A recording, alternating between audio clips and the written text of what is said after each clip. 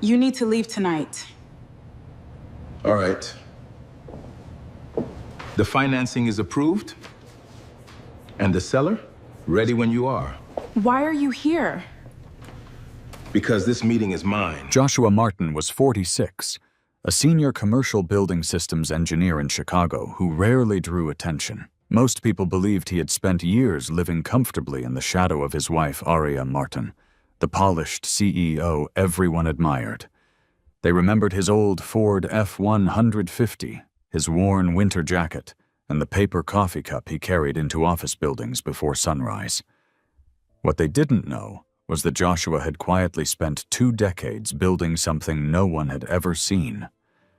The night Aria locked him out of their penthouse, his phone vibrated with a single email: Riverstone Plaza ownership update. Rain soaked his suitcase as he tapped the screen. And everything changed. If you're watching from somewhere in the world, leave a comment telling us your country and your local time. We'd love to know where you're joining from. And if you enjoy stories about quiet strength, unexpected twists, and justice earned through patience, don't forget to subscribe. Tomorrow's story might be the one you remember the longest. Joshua stood beneath the awning outside the apartment tower for several seconds before opening the email. Rainwater dripped from the edge of the concrete canopy onto the sidewalk, splashing against the single suitcase resting beside his boots. The lobby doors reflected the lights of downtown Chicago, but no one came outside. No one asked where he was going. He tapped the message. The sender's name immediately caught his attention: Richard Sullivan. There were only 2 lines. Joshua, call me tomorrow morning. I believe it's time we talk about Riverstone Plaza. Nothing more. No explanation, no attachment, no signature beyond Richard's name. Joshua slipped the phone back into his pocket. His heartbeat remained steady. That was how he had handled problems for more than 20 years. Panic rarely solved anything. Information did. He hailed a taxi instead of calling a friend. There were very few people he trusted with personal matters, and even fewer who knew the truth about his financial life. The driver asked where he was headed. A hotel near O'Hare. Nothing else. The rest of the ride passed in silence. Outside the windows, Chicago's skyline shimmered through the rain. Office towers glowed against the dark sky, each one representing companies, investors, and fortunes that had changed hands countless times without attracting public attention. Joshua had spent most of his career inside buildings like those. People assumed his job was repairing mechanical equipment. They were only partly right. A commercial building systems engineer rarely touched a wrench anymore. Joshua's responsibility was understanding how an entire building survived. Electricity, cooling systems, fire suppression, elevators, water pressure, maintenance budgets, tenant satisfaction, insurance requirements, deferred repairs. Every hidden detail determined whether a property gained value or quietly lost millions over time. Joshua had learned years ago that beautiful architecture impressed visitors. Reliable infrastructure impressed investors. Riverstone Plaza had become one of Chicago's most desirable office towers, not because of its glass exterior, but because it almost never experienced unexpected downtime. Few people knew why. Fewer still knew who had prevented it. Nearly every major mechanical failure during the past decade had reached Joshua's desk before reaching anyone else's. He never sought recognition.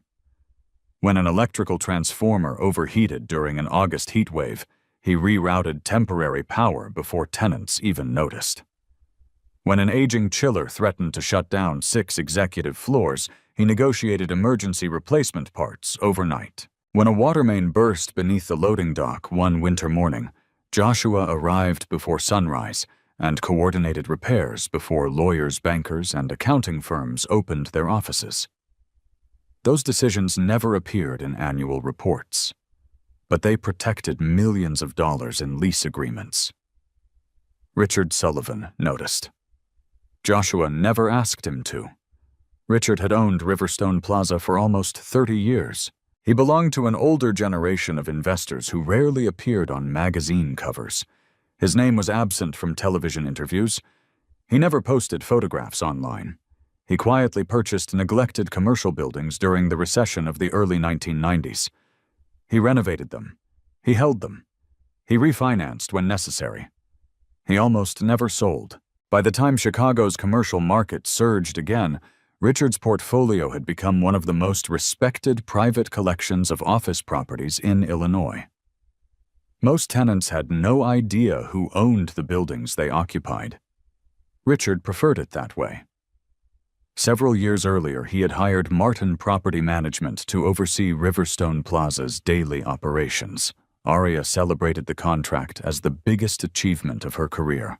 The agreement transformed her company almost overnight. New clients appeared. Banks became more willing to lend. Industry conferences invited her to speak. Business magazines featured her photograph beside headlines praising her rapid expansion. Joshua attended one awards dinner because Aria insisted. He remembered standing near the back of the ballroom while she accepted an entrepreneurship award. One reporter asked what had made Riverstone Plaza such a success. Aria smiled. "Our team completely transformed the property." The audience applauded. Joshua did not react. Technically, she had not lied. Her company managed the building. But ownership and management were entirely different things. Management collected fees. Ownership built wealth. The distinction mattered, especially in commercial real estate. Yet, over time, that distinction slowly disappeared in the minds of people around Aria. Clients began introducing her as the woman who owns Riverstone Plaza. She never corrected them. Potential investors assumed Martin Property Management possessed far greater assets than it actually did. Joshua noticed. Richard noticed. Neither man interrupted. The misunderstanding benefited Aria's reputation, but reputations often became dangerous when they drifted too far from reality. The next morning, Joshua checked into a modest apartment he had rented years earlier through one of his investment companies. The unit was small. One bedroom, simple furniture, large windows overlooking an industrial district instead of Lake Michigan. He unpacked only what he needed. 2 shirts, 1 jacket, a laptop, several binders. Most people would have called it depressing. Joshua found it peaceful.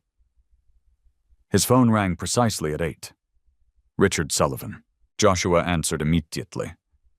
"Good morning." Richard's voice sounded older than usual. "You read my email?" "I did." "I'd like to see you." "When?" "This afternoon." "Where?" "My office." Joshua looked toward the skyline outside the apartment window. "I'll be there." Richard paused. "You probably know why I'm calling." Joshua considered the question carefully. "I know something has changed." "It has." Another pause. "And I'd rather discuss it with someone who understands what Riverstone Plaza actually is." Joshua thanked him before ending the call. That final sentence stayed with him. Someone who understands what Riverstone Plaza actually is, not its market value, not its reputation, its true value. Joshua opened one of the binders resting inside his suitcase. Every page contained handwritten notes accumulated over nearly 12 years, maintenance schedules, capital improvement estimates, roof replacement forecasts, elevator modernization costs, tenant retention percentages, utility consumption comparisons, projected operating expenses. He had prepared the notebook for himself. No client had requested it. No employer knew it existed. The first page carried a date from 11 years earlier. The final page had been updated only 3 weeks ago. Joshua slowly turned each page until he reached a section marked in blue ink. Ownership Risk. Beneath the heading were several observations.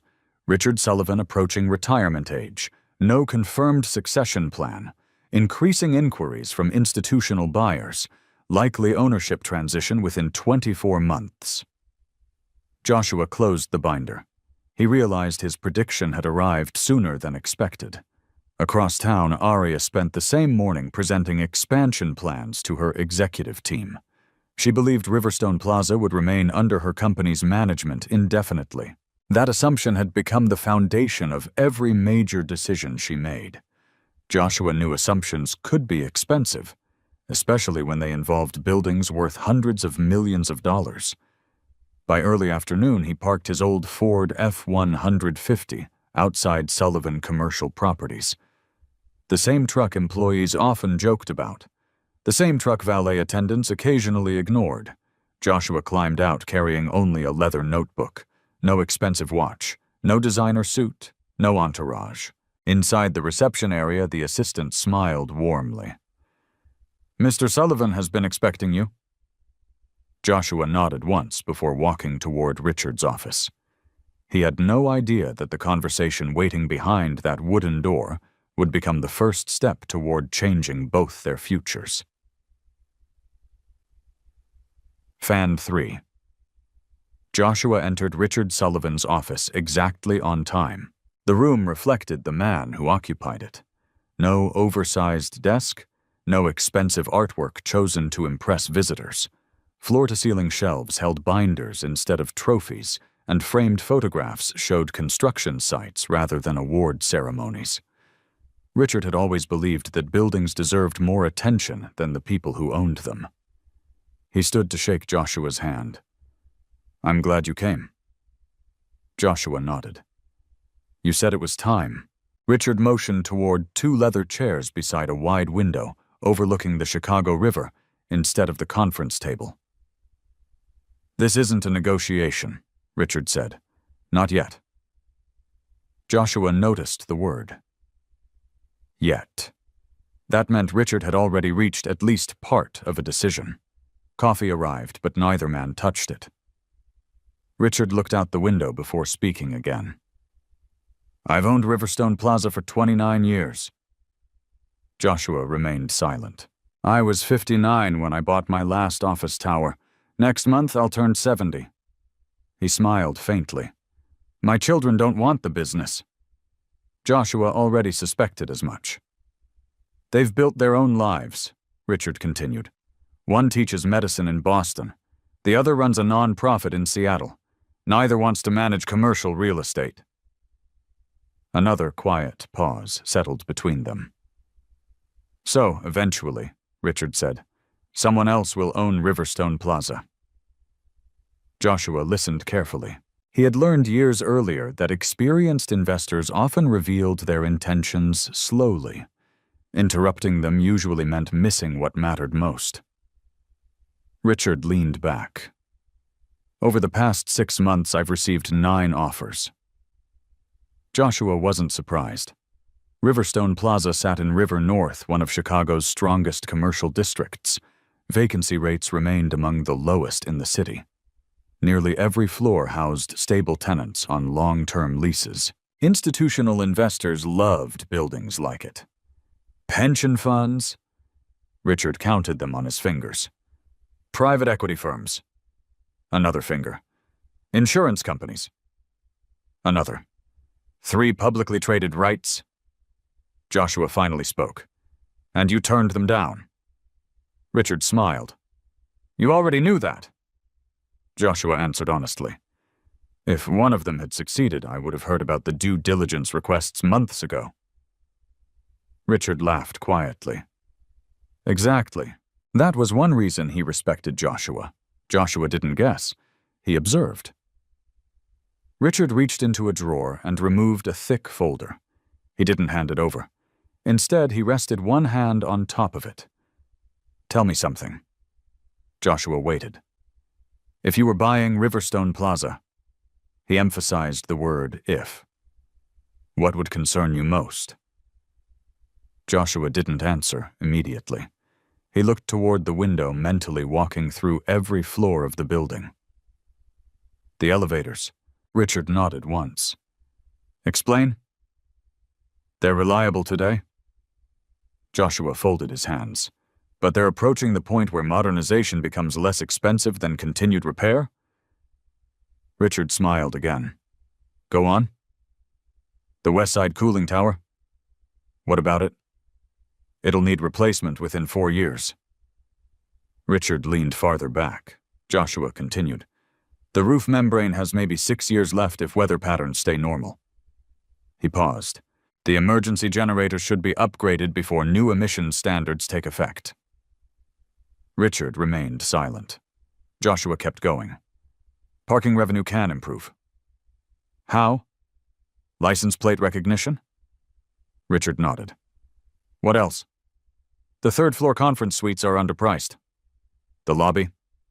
It needs fewer decorative upgrades than people think. Joshua pointed toward the folder. Investors always talk about marble. Richard laughed. They do.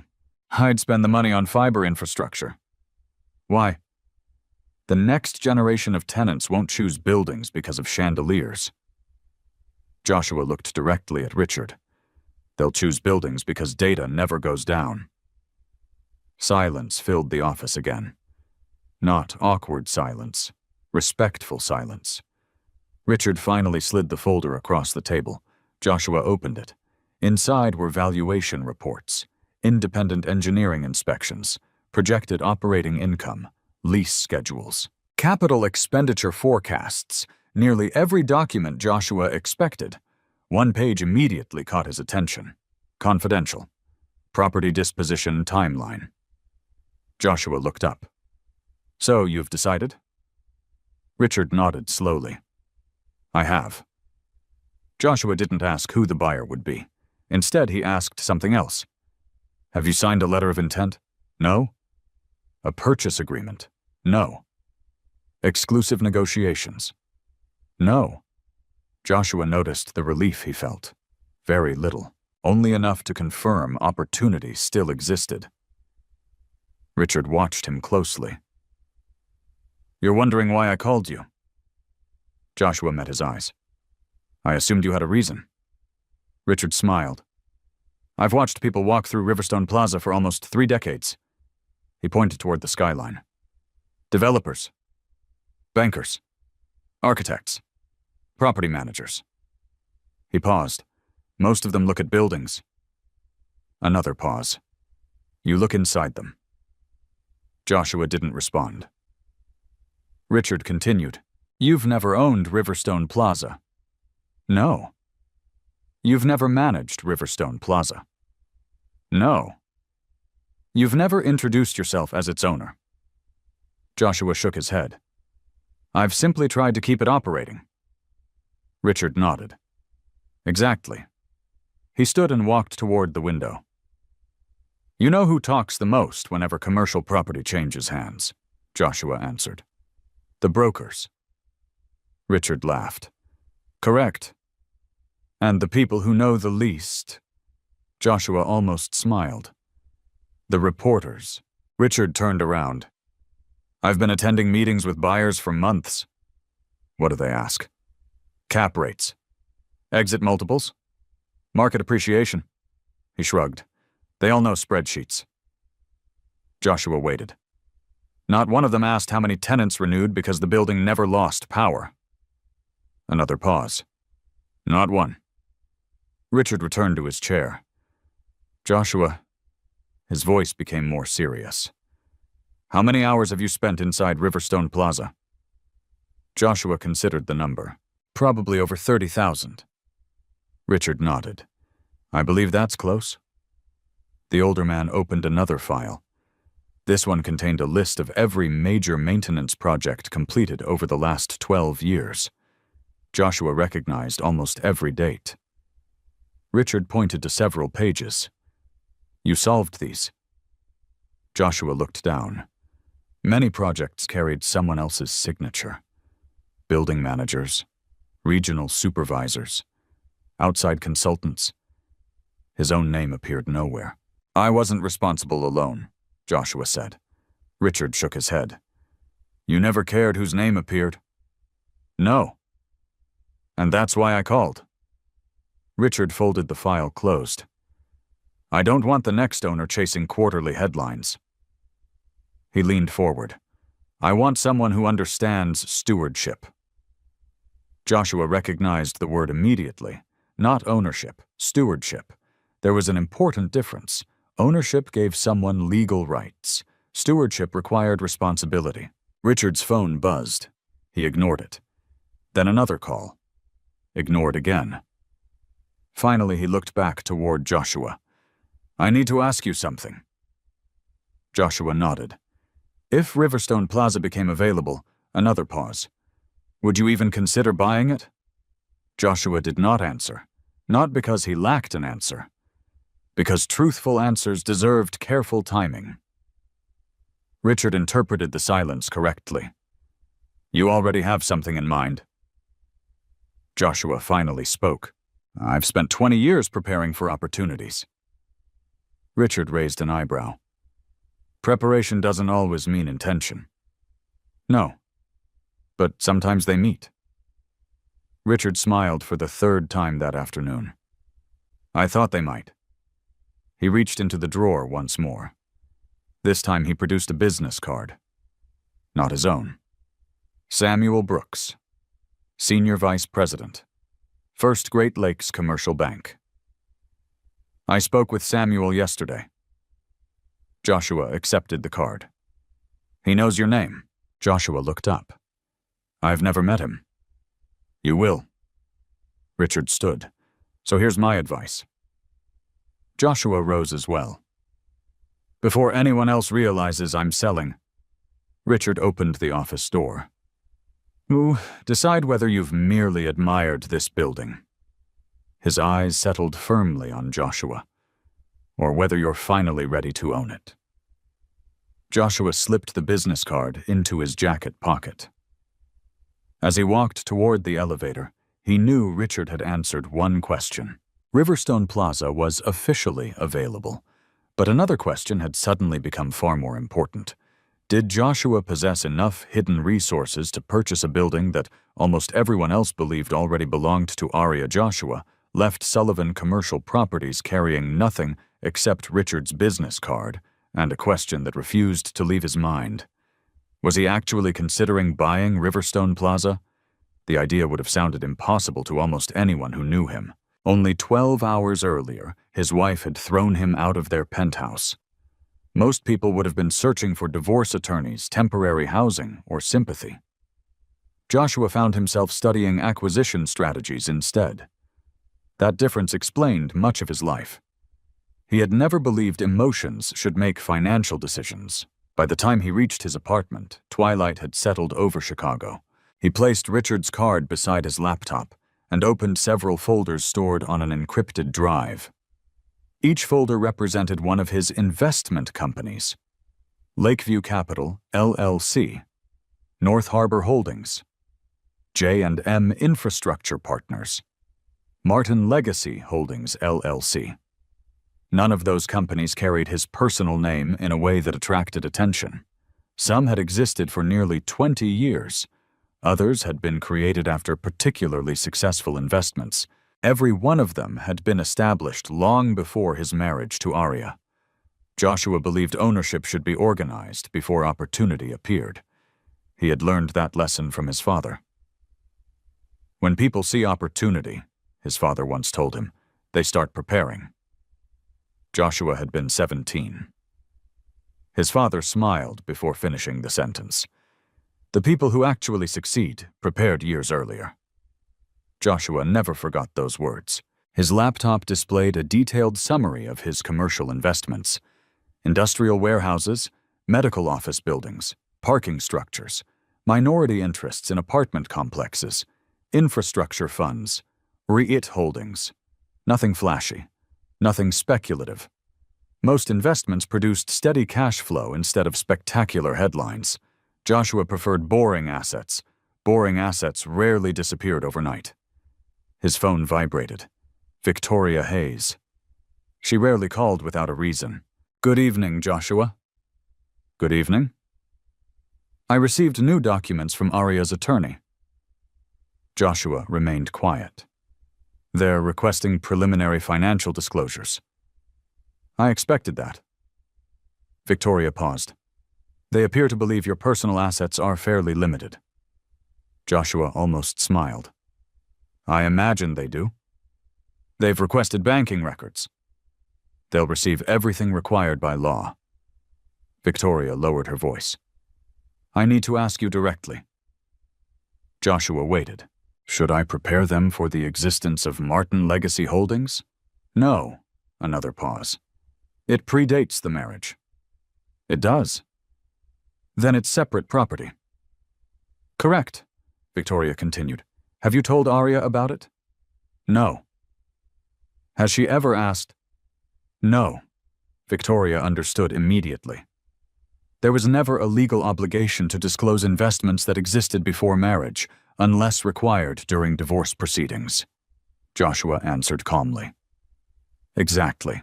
Victoria closed the folder on her desk. I've reviewed your documentation. And you've kept extraordinary records. Joshua said nothing. She continued. Every capital contribution, every purchase, every tax filing, every partnership agreement. You documented everything. Joshua looked toward the city lights outside his apartment. Documentation is cheaper than litigation. Victoria laughed softly. I'm beginning to understand why Richard Sullivan respects you.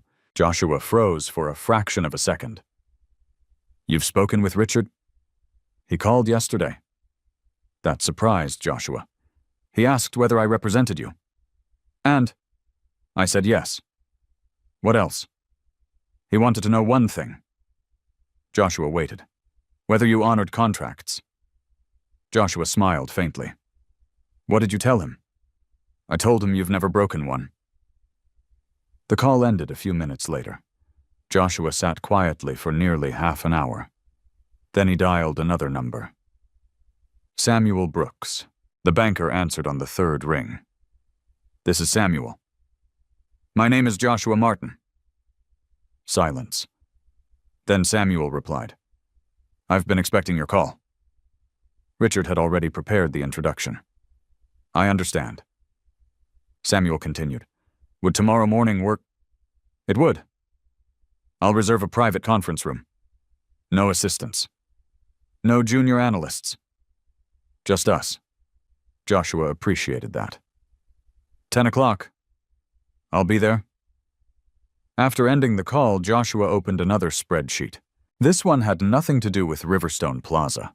Instead, it tracked his personal liquidity, available cash, treasury securities, short-term municipal bonds, lines of credit, commercial borrowing capacity, assets that could be pledged without selling long-term investments. The total surprised no one except those who had never bothered asking.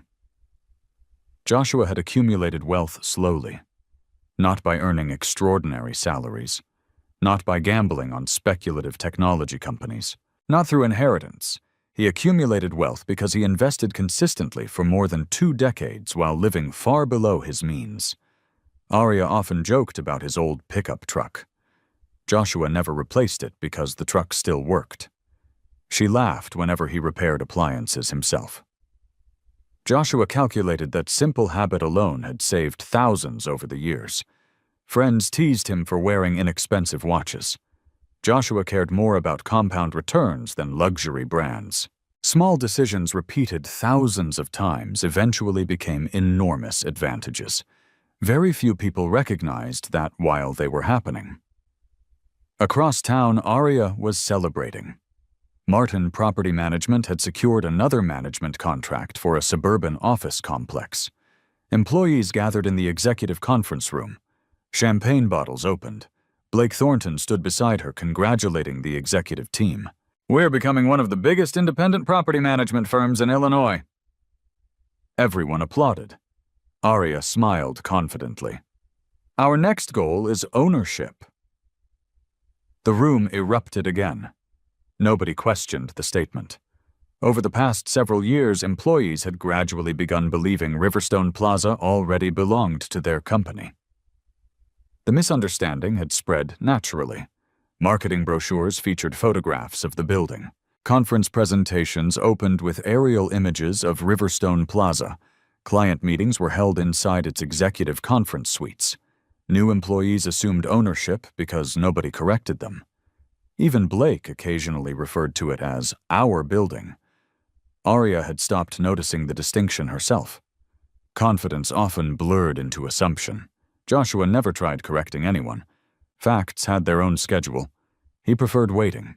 Late that evening, Benjamin Cole sent Victoria an encrypted financial summary. She forwarded only one sentence to Joshua. "Call me tomorrow." Joshua knew what that meant. Benjamin never interrupted anyone's evening without good reason. The following morning began before sunrise. Joshua drove toward First Great Lakes Commercial Bank through unusually light traffic. The headquarters occupied the upper floors of a granite office tower overlooking the Chicago River. The lobby displayed polished marble and quiet confidence instead of extravagant luxury. Commercial banking rarely needed dramatic architecture. Serious money preferred discretion. Samuel Brooks greeted Joshua personally. He looked nothing like the aggressive investment bankers television often portrayed. Gray hair, simple navy suit, wire-rim glasses, firm handshake. "Mr. Martin?" "Samuel." The banker escorted Joshua into a conference room overlooking downtown. No sales brochures, no promotional displays, only financial reports and bottled water. Samuel opened a leather folder. "I've reviewed the information Richard authorized me to examine." Joshua nodded. Samuel continued, "I have one question before we discuss numbers." Joshua waited. "Why haven't we met before today?" Joshua answered honestly. "I've never needed financing." Samuel studied him for several seconds. "I suspected that." He turned to the first page. "Your investment companies have operated quietly for years." Another page. "No unnecessary leverage." Another page. "Consistent positive cash flow." Another. "Excellent credit history." Samuel finally closed the folder. "Frankly," he leaned forward, "you're one of the strongest individual borrowers I've reviewed this year." Joshua remained expressionless. Praise changed nothing. Samuel looked directly into his eyes. "So let's stop pretending." He rested both hands on the table. "You aren't here to ask whether you can afford Riverstone Plaza?" Joshua said nothing. Samuel smiled. "You're here to find out whether anyone else will know you're buying it before the transaction closes." Joshua realized the banker understood far more than he expected. And for the first time since Richard's meeting, he understood that the opportunity before him might be far more real than even he had imagined. Samuel Brooks folded his hands across the conference table. "I've financed office towers for nearly 25 years. Joshua nodded. "I've watched ambitious people convince themselves they could afford buildings they never should have purchased." Samuel looked directly at him. "You don't strike me as one of those people." Joshua answered quietly. "I've spent most of my life trying to avoid becoming one." The banker smiled. "Good." He turned another page inside the financial report. "Richard told me you've been preparing for opportunities instead of chasing them." Joshua didn't deny it. Preparation had become habit long before it became strategy. Samuel rotated the monitor toward Joshua. Rows of numbers filled the screen. "Let's ignore Riverstone Plaza for a moment." Joshua remained silent. "I want to understand the man before I finance the transaction." He pointed toward several companies listed under Joshua's ownership. Lakeview Capital, North Harbor Holdings, Martin Legacy Holdings. He looked up. "Walk me through them." Joshua answered without consulting a single document. "Lakeview Capital owns industrial warehouses west of Joliet. Occupancy, 98%.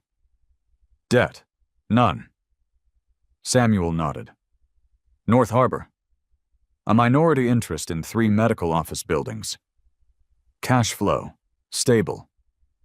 Average lease term, 7.2 years. Samuel made another note. Martin Legacy Holdings. Joshua paused. "It currently owns liquid investments and development reserves. Any operating properties?" "Not yet." Samuel noticed the wording. "Not yet." Joshua simply nodded. The banker smiled again. So that's the company. Joshua understood immediately. Richard had already explained enough for Samuel to connect the pieces. Martin Legacy Holdings would become the acquiring entity if the transaction moved forward. Samuel closed one folder and opened another. I also reviewed your tax returns. Joshua waited. You've lived in the same financial pattern for almost 20 years. No lifestyle inflation. No luxury purchases. No recreational debt. No unnecessary refinancing. Joshua listened. Samuel continued. Your income increased. But your spending barely changed. Joshua looked toward the river outside. I never saw a reason to spend simply because I earned more. Samuel leaned back. That's becoming rare. Joshua remembered why. Nearly 20 years earlier, shortly after marrying Aria, they had rented a modest apartment on the north side of Chicago. The furniture had been second-hand. The television was small. The dining table leaned slightly because one leg had been repaired twice. Neither of them cared. They talked about building a future, not displaying one. Joshua still remembered evenings spent reviewing investment books while Aria studied business expansion plans. She dreamed about leading a successful company. Joshua admired that ambition. He never tried to compete with it. Instead, he quietly focused on creating financial security beneath whatever future they eventually built. Whenever overtime became available, he accepted it. Whenever annual bonuses arrived, he invested them. Whenever friends upgraded cars, Joshua repaired his own. At first, Aria laughed with him. Later, she laughed at him. You still drive that truck? She asked one evening after attending a corporate networking dinner. It runs, Joshua answered. You could afford something nicer. I could. But why? Aria shook her head. Image matters. Joshua smiled. Performance matters more. Neither realized then how differently they viewed money. Aria believed money demonstrated success. Joshua believed money purchased freedom. Those philosophies quietly widened the distance between them year after year. Back inside the conference room, Samuel interrupted Joshua's thoughts. I have another question. Joshua looked back. Have you ever defaulted on a commercial obligation? No. Been sued over a partnership dispute? No. Lost money? Joshua answered honestly. Yes. Samuel looked interested. What happened? I invested in a retail shopping center before online commerce accelerated. Samuel nodded. I remember that period. I underestimated consumer behavior. How much did you lose? Joshua named the amount. Samuel raised his eyebrows. A painful lesson. It was. What did you do afterward? I stopped pretending I could predict trends. Joshua paused. I started studying infrastructure instead. Samuel smiled. And infrastructure changes slowly. Usually. That answer pleased the banker more than any impressive balance sheet could have.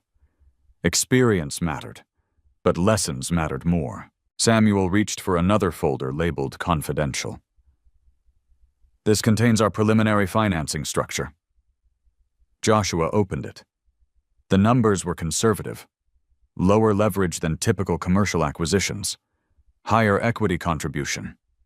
Longer fixed interest period. Joshua immediately understood why. Samuel wasn't maximizing the bank's profits. He was minimizing long-term risk. I appreciate this structure. Samuel nodded. So did Richard. Joshua looked up. You discussed financing with him? We discussed philosophy. Samuel folded his glasses. He told me something yesterday. Joshua waited. He said commercial buildings survive economic cycles because of people who prepare for problems before they happen. Samuel smiled. He was describing you. Joshua remained quiet. Compliments made him uncomfortable. The banker continued. I've financed developers. I've financed celebrities. I've financed billion-dollar corporations. He paused. Many of them cared only about purchase price. Samuel tapped Riverstone Plaza's financial statements. You spent your first meeting discussing cooling towers. Joshua almost laughed. They'll eventually matter. They always do. The banker nodded. Then his expression became more serious. There is one complication. Joshua looked up. What complication? Samuel slid another document across the table. This morning we received notice that Martin Property Management intends to expand its commercial borrowing. Joshua studied the page. Aria's company had formally requested a significant increase in its revolving credit facility. The purpose was listed as strategic acquisition and operational growth. Joshua already knew what that meant. She was preparing to grow aggressively. Samuel continued. They referenced Riverstone Plaza several times. Joshua said nothing. They never claimed ownership. Samuel emphasized each word carefully. But they described it as the cornerstone of their long-term strategy. Joshua slowly closed the folder. He understood the danger immediately. Not legal danger, business danger. Entire lending strategies could be built upon assumptions. And assumptions eventually collided with facts. Samuel watched Joshua carefully. I need to know something. Joshua nodded. If we finance your purchase, he chose his words with unusual care. Do you intend to interfere with Martin Property Management before closing? Joshua answered immediately. No. You won't contact them. No. You won't attempt to influence negotiations. No. Samuel tilted his head. Why? Joshua's answer came without hesitation. Because Richard still owns the building. The banker smiled. And until ownership changes. Joshua finished the sentence. But everyone deserves the rights their contracts provide. Samuel looked genuinely impressed. That's exactly what Richard hoped you'd say. The meeting continued for another hour. They reviewed reserve requirements, environmental reports, insurance obligations, loan covenants, future capital expenditures. Joshua challenged several assumptions inside the bank's maintenance projections. Samuel adjusted them without argument. By the end of the discussion, both men understood each other. One respected preparation, the other respected discipline. Neither enjoyed unnecessary risk. As Joshua gathered his documents, Samuel stood beside him. I'll begin assembling the financing package. Joshua nodded. But remember something. Samuel's voice became quieter. The hardest part won't be obtaining the loan. Joshua stopped. The hardest part will be staying invisible. Joshua understood exactly what he meant. Commercial real estate transactions rarely remained secret. Attorneys talked, appraisers talked, title companies talked, consultants talked. One careless conversation could spread through Chicago's property industry within hours. If Aria learned Richard intended to sell before contracts were signed, everything could change. Joshua slipped the documents into his leather briefcase. I've spent most of my life being overlooked. Samuel smiled. Then perhaps that's your greatest advantage. Joshua left the bank and drove toward his apartment through the afternoon traffic. His phone vibrated before he reached the highway. The caller ID displayed Benjamin Cole. Joshua answered. Benjamin? The forensic accountant spoke without greeting. I've finished reviewing Martin Property Management. Joshua could hear papers turning in the background. What did you find? Benjamin's voice became unusually serious. I think your wife is making decisions based on financial assumptions she cannot afford to be wrong about. Joshua tightened his grip on the steering wheel. Benjamin continued. And there's something else. A brief silence followed. You need to see these numbers before anyone else does. Benjamin Cole never exaggerated. During 28 years as a forensic accountant, he had built a reputation on one principle. Numbers spoke. people interpreted. His job was to separate the two. Joshua arrived at Benjamin's office just after 6 in the evening. The accounting firm occupied 3 floors of a brick building near LaSalle Street. Unlike modern corporate offices filled with decorative glass walls, Benjamin's workspace felt practical. Metal filing cabinets lined one wall. Thick financial binders occupied another. A large whiteboard displayed nothing except dates, deadlines, and audit schedules. Benjamin looked up from his desk. "You came quickly." "You said I needed to." "I did." Joshua sat down. Benjamin slid a thick binder across the desk. "I spent 2 days reviewing Martin Property Management." Joshua opened the first page. Income statements, cash flow reports, debt schedules, vendor payments, commercial loan summaries. Everything had already been tabbed with colored markers. Benjamin pointed to the first section. "Let's start with the good news." Joshua listened. "Your wife's company is profitable."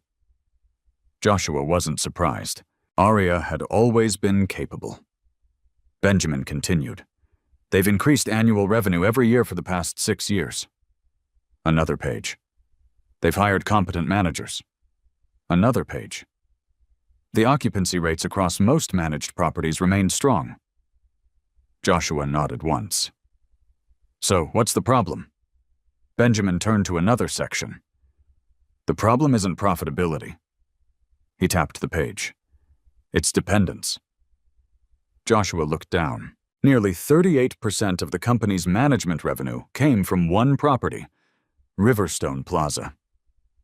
Benjamin let the number settle. "If Riverstone Plaza disappears," he pointed toward another column, "operating income falls immediately." Joshua remained silent. Benjamin continued, "But that's only the beginning." He flipped forward again. The next chart illustrated projected expansion costs, new regional offices, additional management staff, technology upgrades, marketing expenditures, commercial vehicle purchases. Everything assumed continued growth. Benjamin circled one figure with his pen. "See this?" Joshua leaned closer. "Projected financing requirement. $24 million. Benjamin folded his arms. "They're growing as if Riverstone Plaza will remain under management indefinitely," Joshua answered quietly. "An assumption." "Exactly." Benjamin looked directly at him. "Businesses fail because assumptions quietly become financial commitments." Joshua slowly closed the binder. "Have they violated any laws?" "No."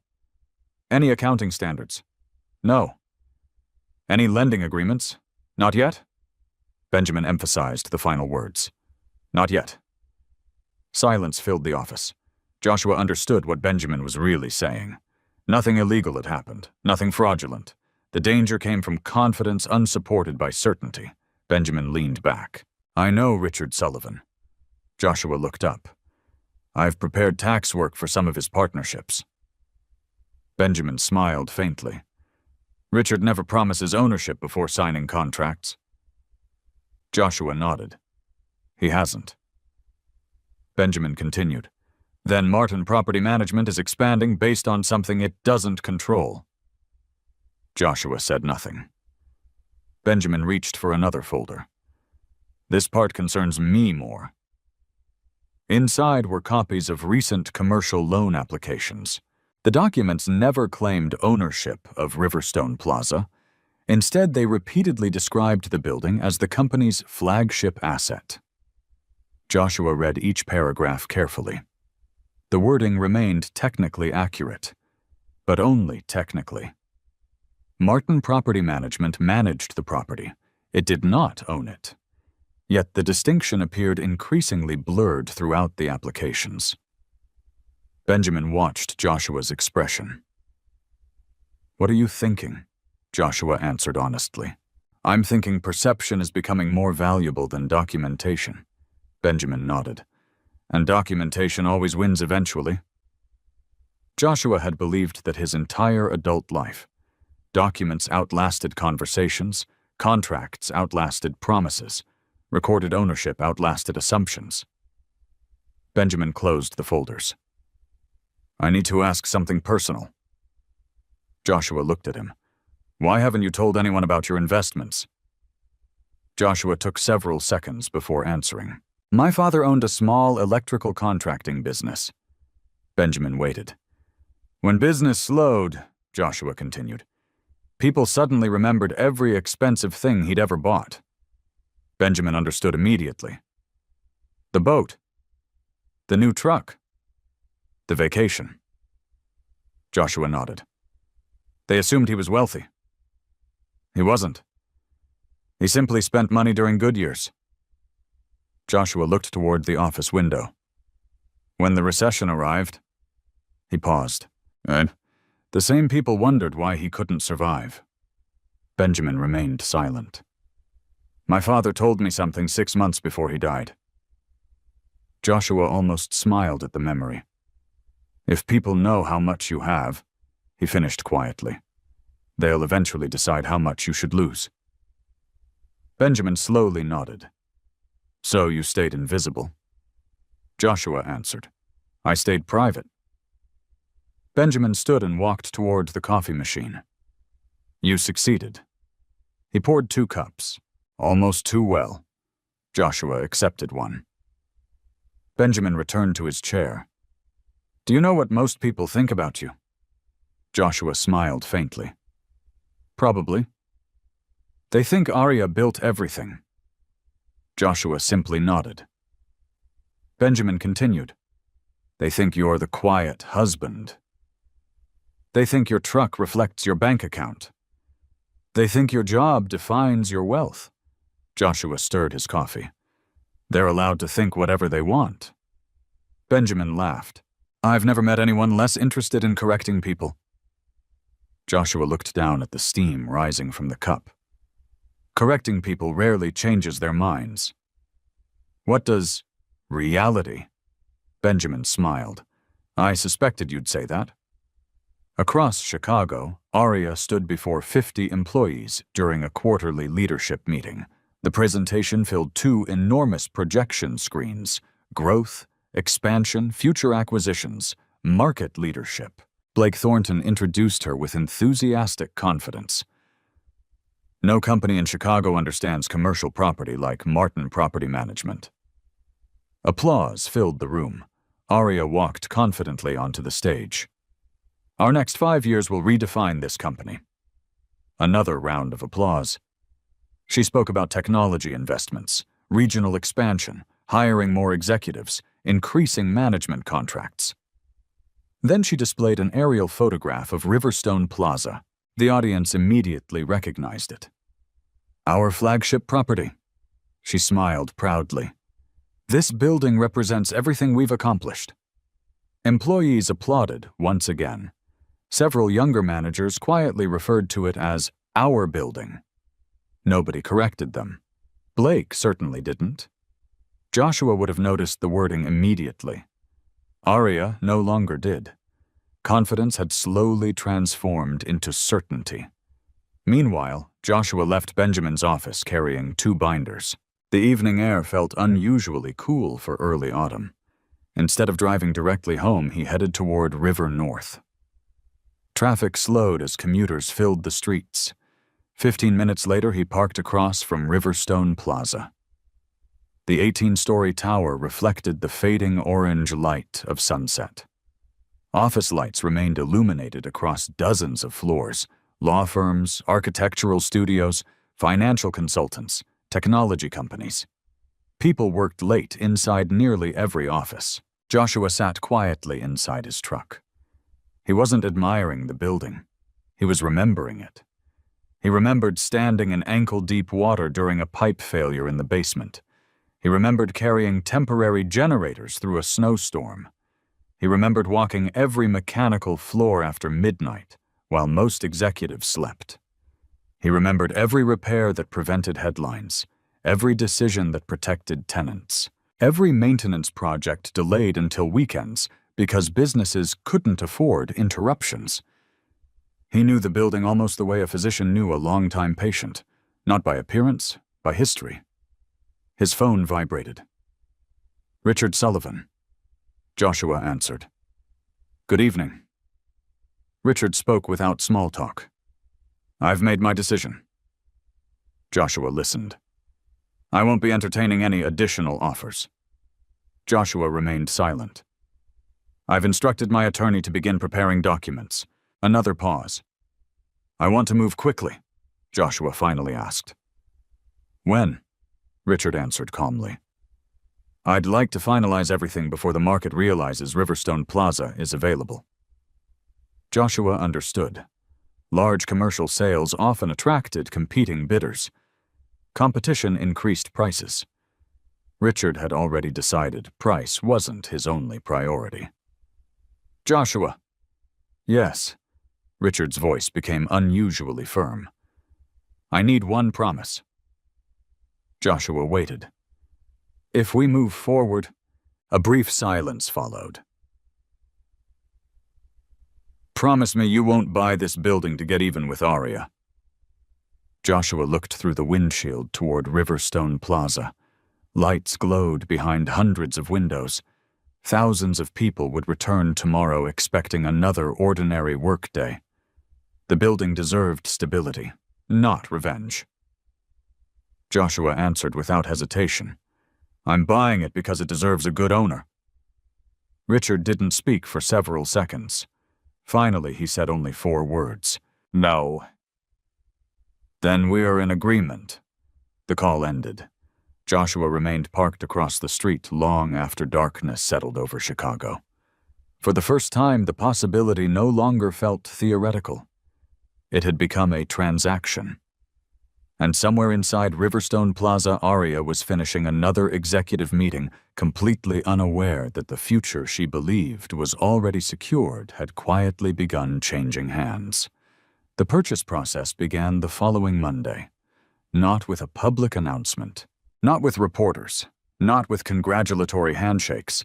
It began with confidentiality agreements. Joshua spent the morning moving between attorneys, bankers, and accountants, signing documents that prevented every participant from discussing the transaction outside a strictly limited group. Richard Sullivan insisted on it. So many deals fail because people start talking before they start thinking, he told everyone during the first conference call. No one disagreed. Richard's attorney, Eleanor Pierce, coordinated the legal schedule with remarkable precision. Environmental review, title verification, engineering inspections, tenant lease confirmations, financing documentation, corporate ownership verification. Each item carried a deadline. Joshua noticed something else. Every task had already been prepared before he arrived. Richard had not simply decided to sell. He had spent months organizing a transaction that could move quickly once the right buyer appeared. Joshua respected that. Preparation recognized preparation. Late Monday afternoon, Eleanor handed Joshua a thick binder. This contains every existing contract affecting Riverstone Plaza. Joshua accepted it. I'll review everything tonight. Eleanor smiled. Richard said you would. Joshua spent nearly 6 hours reading. Cleaning contracts, security agreements, elevator maintenance, insurance riders, union labor agreements, parking management, snow removal, emergency generator servicing, every signature, every amendment, every renewal date. He marked only 3 pages with yellow notes. The first involved outdated telecommunications infrastructure. The second concerned future elevator modernization. The third caught his attention for an entirely different reason. Property management agreement, Martin Property Management. Joshua read the contract slowly. 3 years remained before the initial management term expired. Annual renewal options followed. Termination provisions existed. Performance standards existed. Nothing unusual, nothing unfair. Richard had negotiated professionally. Joshua leaned back. If ownership changed tomorrow, Martin Property Management would continue managing Riverstone Plaza, exactly as the contract required. Joshua expected nothing else. Business agreements deserved respect. His phone rang. Richard, I assume you've reached the management contract. I have, "What do you think?" Joshua answered immediately. "It should remain exactly as written." Richard remained silent. Joshua continued. "My becoming owner doesn't change their legal rights." Richard finally spoke. "I wanted to hear you say that." Joshua smiled slightly. "I don't intend to rewrite contracts because circumstances changed." "Good." Richard paused. "I've seen too many new owners confuse authority with wisdom." The call ended shortly afterward. Joshua returned to the binder. One page near the back listed annual performance reviews submitted by tenants. Most ratings exceeded expectations. One repeated observation appeared throughout the reports: reliable building operations. Joshua quietly closed the binder. Buildings earned reputations the same way people did: consistency, not excitement. The next morning, another meeting took place inside First Great Lakes Commercial Bank. This one included underwriters, risk analysts, commercial lending attorneys. Unlike dramatic scenes portrayed in movies, nobody challenged Joshua aggressively. They asked precise questions: projected maintenance reserves, future tenant improvements, interest rate sensitivity, cash flow assumptions. Joshua answered every question from memory. One underwriter stopped taking notes halfway through the meeting. Instead, she simply listened. Afterward, Samuel Brooks walked Joshua toward the elevator. "You surprised them." Joshua looked at him. "How?" "They're accustomed to buyers relying on consultants." Samuel smiled. "You knew the building better than the engineering reports." Joshua shrugged. "I've lived with the building." Samuel laughed. "Exactly." As Joshua reached the lobby, another familiar face entered through the revolving doors. Blake Thornton. For a fraction of a second, neither man spoke. Blake looked surprised. "Joshua?" "Blake?" They shook hands politely. "What brings you here?" Joshua answered truthfully. "A meeting." Blake smiled. "So did I." Neither asked further questions. Neither volunteered information. Blake assumed Joshua was handling personal banking after the separation. Joshua assumed Blake was arranging financing for Martin Property Management's expansion. Both assumptions remained unspoken. As Blake walked toward the elevators, he glanced back once. Joshua was already leaving. Inside the elevator, Blake frowned. Something felt unusual. Joshua had never visited this floor before. The commercial banking division occupied levels reserved almost exclusively for corporate lending. Still, Blake dismissed the thought. Joshua was an engineer. There couldn't be much reason to think about it. By Wednesday afternoon, the appraisal team entered Riverstone Plaza. Officially, the visit appeared routine. Commercial buildings received inspections regularly. Employees barely noticed. Joshua accompanied the lead engineer, Michael Dawson. Michael had spent 30 years evaluating office towers across the Midwest. Most buyers treated appraisers like obstacles. Joshua treated him like a colleague. Together, they walked mechanical rooms, boiler systems, cooling towers, electrical distribution panels, roof access, emergency generators. Michael stopped repeatedly. "You already know where everything is." Joshua smiled. "I've spent enough time here." Michael nodded. "That explains something." "What?" "The maintenance records." Joshua looked toward him. "They're unusually detailed." Joshua answered quietly. "I wrote most of them." Michael almost laughed. "No wonder." During lunch, they stood on the rooftop overlooking downtown Chicago. Michael leaned against the safety railing. "I've inspected hundreds of office towers." Joshua listened. "You know what usually worries me?" Joshua waited. "Owners who treat buildings like stock certificates." He looked across the skyline. "They remember quarterly reports. They forget roofs leak." Joshua almost smiled. Michael continued. "I don't think you'll forget." Joshua said nothing. He simply looked across the city. Elsewhere, Martin Property Management prepared for another major client presentation. Arya reviewed slides with Blake inside the executive conference room. Projected growth, regional acquisitions, revenue forecasts. Every chart climbed upward. Blake pointed toward one projection. Do you think we should slow expansion until the next financing round closes? Arya shook her head. No. The bank already understands our position. Blake hesitated. They've requested additional documentation. Standard procedure. She sounded completely confident. Blake nodded. Yet something about his meeting with Joshua lingered in his thoughts. He couldn't explain why. Joshua had seemed calmer. Not defeated, not distracted. Simply focused.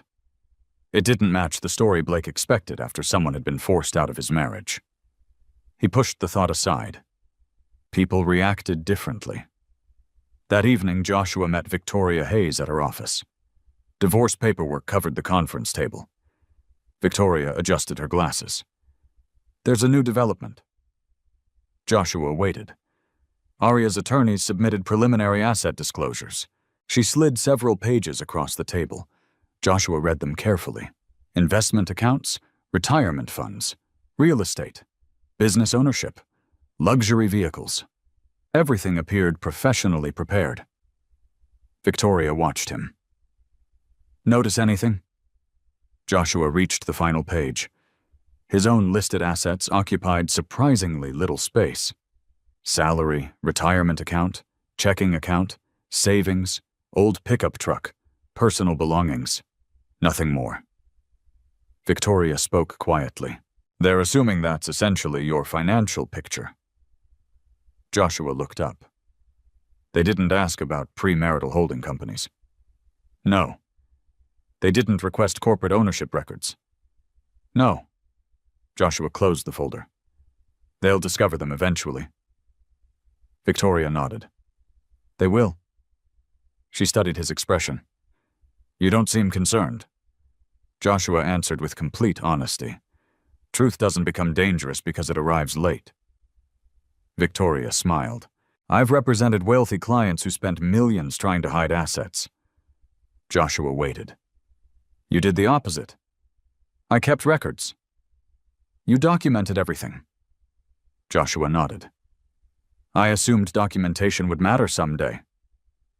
Victoria leaned back. I believe that day is coming. Joshua left her office shortly before sunset. His phone buzzed before he reached the parking garage. Samuel Brooks. Joshua? Yes. The title search came back clean. Good. The appraisal exceeded our minimum lending requirements. Joshua remained quiet. Samuel continued. And Richard's attorney just delivered the first draft of the purchase agreement. Joshua stopped walking. Everything had been moving steadily. Now it accelerated. When do we review it? Samuel answered. Tomorrow morning. Another pause. Assuming nothing unexpected appears? He lowered his voice. You may be only days away from owning Riverstone Plaza. Joshua slipped the phone back into his pocket. For the first time since Arya had locked him out, he allowed himself one slow breath, not because victory was close, because the moment demanding the greatest discipline had finally arrived. One careless decision could still destroy everything. And he had the feeling someone else was beginning to notice that pieces were moving behind the scenes. Thursday morning began with a signature that almost nobody would ever see. Joshua arrived at Victoria Hayes' office before 8.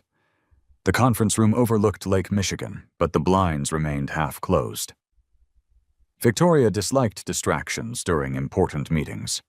A stack of legal folders occupied the center of the polished walnut table. Each folder carried a colored tab. Corporate structure, purchase agreement, escrow instructions, confidentiality, financing, title transfer. Victoria entered carrying another binder. Good morning. Joshua nodded. Morning. She sat across from him and opened the first folder. Before we discuss the acquisition itself, we need to finalize the purchasing entity. Joshua already knew the answer. Martin Legacy Holdings. Victoria smiled. I assumed so. She slid incorporation documents across the table. I reviewed every filing. Joshua quietly read each page again. Martin Legacy Holdings, LLC had been formed almost 14 years earlier. Its registered address had changed twice. Its operating agreement had been updated 5 times. Its ownership had never changed. Joshua remained the sole member. Victoria pointed toward one paragraph. There's something important here. Joshua looked. This company existed nearly a decade before your marriage. Correct. Which means its assets remain entirely separate. Joshua nodded. Exactly. Victoria leaned back. That's why I wanted this structure. Joshua looked up. You mean before Richard contacted me? She smiled. I've represented enough business owners to know opportunity rarely gives advance notice. She paused. But preparation does. Joshua signed the updated operating resolution. His signature looked almost ordinary. Yet that single page determined who would legally own one of Chicago's most valuable office towers, not Joshua Martin. Martin Legacy Holdings, LLC. Victoria organized the signed documents into another folder. If anyone searches Cook County property records after closing, she looked toward him. They'll see the company. Not me, Joshua nodded. That's fine. She studied him for a moment. Most buyers want their names attached to acquisitions. Joshua answered quietly. I want the building to succeed. Not the headlines, Victoria smiled. I know. At almost the same moment, Richard Sullivan sat inside his own office reviewing the latest draft purchase agreement. His attorney, Eleanor Pierce, placed several pages in front of him. The buyer's entity has been confirmed. Richard nodded. No surprises. Eleanor adjusted her glasses. Actually, Richard looked up. There is one. What? She tapped the corporate history. Martin Legacy Holdings has existed for years. Richard smiled. I expected that. You did? Richard leaned back. If Joshua had formed the company last week, he shook his head. Nary. I would have questioned his judgment. Another pause. People who prepare after opportunity appears usually arrive too late. Eleanor laughed softly. So that's another test he passed. Richard nodded. Without realizing there was a test. Across the city, Aria hosted another executive strategy meeting. The atmosphere felt energetic. New contracts continued arriving. Regional managers discussed hiring plans. Blake Thornton presented expansion forecasts. Revenue projections climbed steadily across every slide. One executive raised a question. What happens if one of our largest management contracts changes ownership? Blake answered before Aria could. Management contracts survive ownership transfers. The room relaxed. Aria nodded. Exactly. Our agreements protect us. She wasn't wrong. The contract did provide protection. Joshua had already confirmed it. No buyer could simply erase an existing agreement. Yet contracts also contained obligations, performance metrics, termination clauses, renewal conditions. Joshua had noticed every one of them. Aria had not reviewed that contract personally in years. She trusted that it existed. Joshua trusted what it actually said. That difference would matter. Late that afternoon, Joshua met Samuel Brooks again. This meeting lasted less than 30 minutes. Samuel closed the conference room door before speaking. I have good news. Joshua waited. The loan committee approved everything unanimously. Joshua wasn't surprised. Samuel continued. The equity contribution exceeded our requirements. The debt coverage ratio is stronger than we normally see. He smiled. You've made our risk department unusually happy. Joshua almost laughed. I wasn't trying to. I know, Samuel slid another document across the table. Escrow instructions. The earnest money transfers tomorrow morning. Joshua reviewed every line. Amount. Receiving institution. Escrow officer. Conditions. Deadlines. Nothing appeared unusual. He signed. Samuel collected the paperwork. I need to ask one last question. Joshua looked up. If someone discovers the transaction before closing. He paused. What will you do? Joshua answered immediately. Nothing. Samuel tilted his head. Nothing. I won't deny it. I won't confirm it. I'll continue following the agreement. Samuel smiled. Richard was right about you. Joshua said nothing. He told me something yesterday. Samuel folded the documents. He said patience is a competitive advantage very few people understand. Joshua looked toward the conference room window. My father believed the same thing. The banker nodded. I can see that. By Friday morning, the earnest money reached the escrow account. The transfer attracted almost no attention. Large commercial transactions occurred daily throughout Chicago. Banks processed millions of dollars without generating headlines. Joshua preferred it that way. Escrow officer Melissa Grant called shortly afterward. Funds received. Joshua thanked her. Environmental review completed. Good. Title commitment finalized. Excellent. There is only one remaining condition. Joshua waited. Final execution of the purchase agreement. Melissa paused. We're almost there. Joshua ended the call and drove toward Riverstone Plaza. He parked in the same place across the street where he had often watched the building after work. Employees entered carrying briefcases and coffee. Delivery trucks backed into the loading dock. Maintenance technicians checked equipment before office hours began. Everything looked completely ordinary. No one knew ownership was quietly changing behind the scenes. Joshua appreciated that.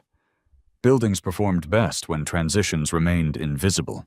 Inside Riverstone Plaza building manager Denise Palmer greeted Aria in the lobby. Good morning? Morning? Denise handed over several maintenance reports. Nothing unusual. Routine elevator inspection, HVAC servicing, tenant requests. Aria signed the papers without reading every page. She trusted the operations team. Joshua would have read every line, not because he distrusted people, because details often hid inside routine paperwork. Meanwhile, Blake stepped out of another elevator carrying a folder from First Great Lakes Bank. His financing meeting had gone well. Still, something bothered him. He remembered seeing Joshua there earlier in the week. Curiosity finally overcame him. That afternoon, Blake called an acquaintance inside commercial banking. He asked a simple question. Did Joshua Martin have business with your department? The acquaintance laughed politely. I'm sorry. You know I can't discuss clients. Blake smiled. I figured. The call ended. No information. Only professional silence. Yet even that silence unsettled him. If Joshua had visited the commercial lending division for something insignificant, there would have been no reason for confidentiality. Blake tried dismissing the thought again. Perhaps Joshua had inherited money. Perhaps he was guaranteeing a loan for someone else. Perhaps it meant nothing. Still, the timing felt strange, very strange. That evening, Victoria called Joshua. I've just received confirmation. Joshua listened. Richard signed the latest purchase agreement. Joshua looked out the apartment window toward the city skyline. When do I sign? Monday morning. Another pause. If everything stays on schedule. Victoria's voice softened. Martin Legacy Holdings will officially enter escrow. Joshua thanked her. After ending the call, he placed the phone on the kitchen counter and quietly made dinner. Grilled chicken, rice, steamed vegetables. The same simple meal he had prepared countless times over the years. He ate alone without turning on the television.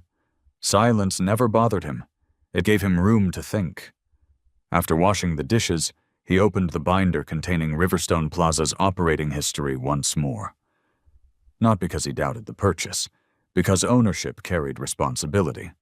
He reviewed future capital improvements again. Roof replacement, elevator modernization, fiber upgrades, emergency power expansion. He wrote estimated timelines in the margins. Then he opened a fresh notebook.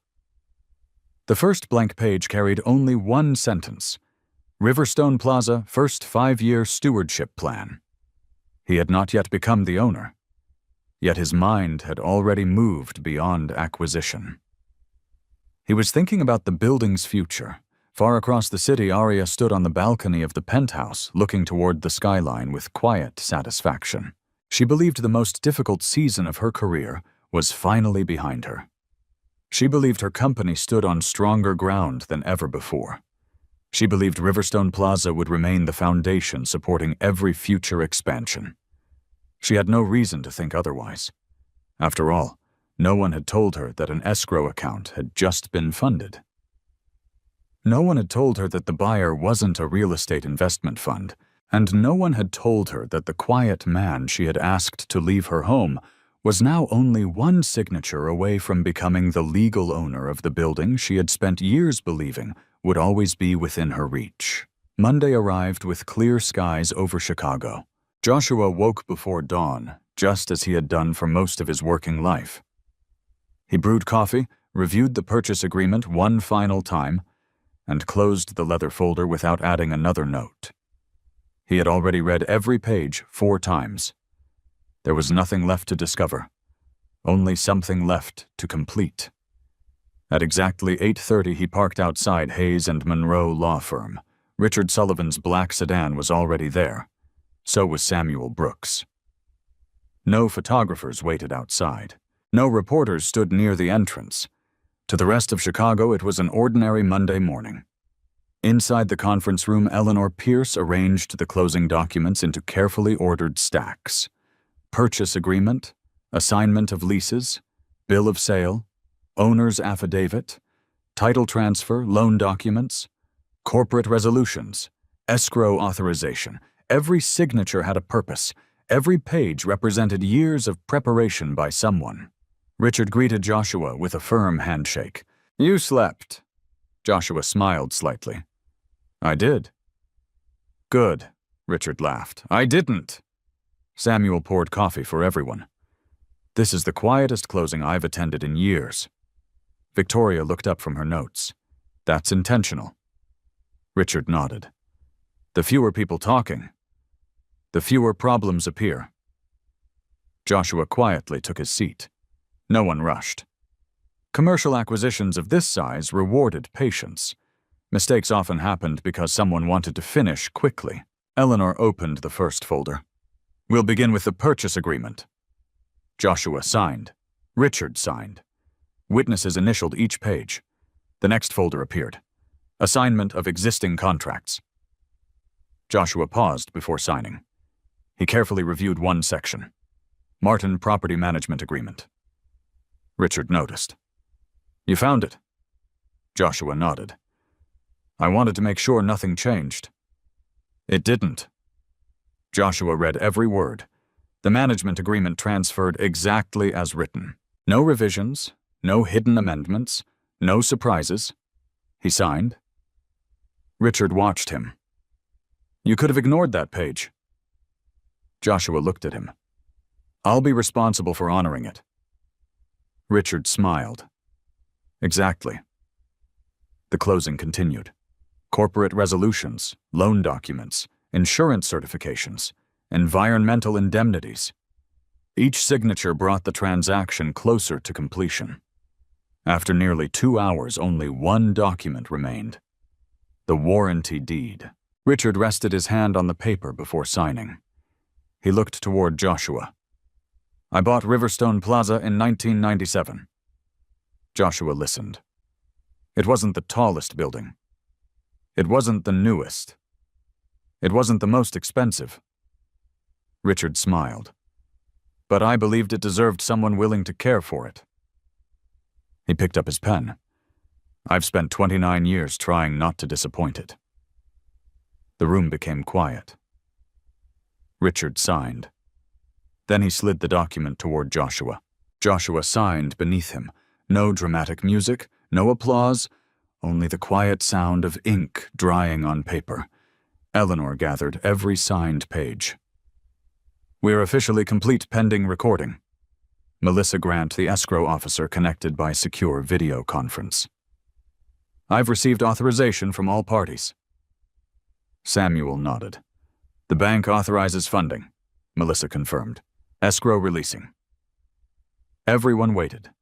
30 seconds, 1 minute, 90 seconds. Melissa looked back toward the camera. Funds received. Another pause. The deed has been electronically submitted to the Cook County Recorder. Joshua quietly exhaled, not because the process had been stressful, because responsibility had just become real. Richard leaned back in his chair. It belongs to you now. Joshua corrected him gently. It belongs to Martin Legacy Holdings. Richard smiled. And who belongs to Martin Legacy Holdings? Joshua almost laughed. I understand. Samuel closed his folder. I'll notify our servicing department. Victoria organized the remaining paperwork. I'll monitor the recording confirmation. Everything happened quietly, almost anticlimactically. Joshua appreciated that.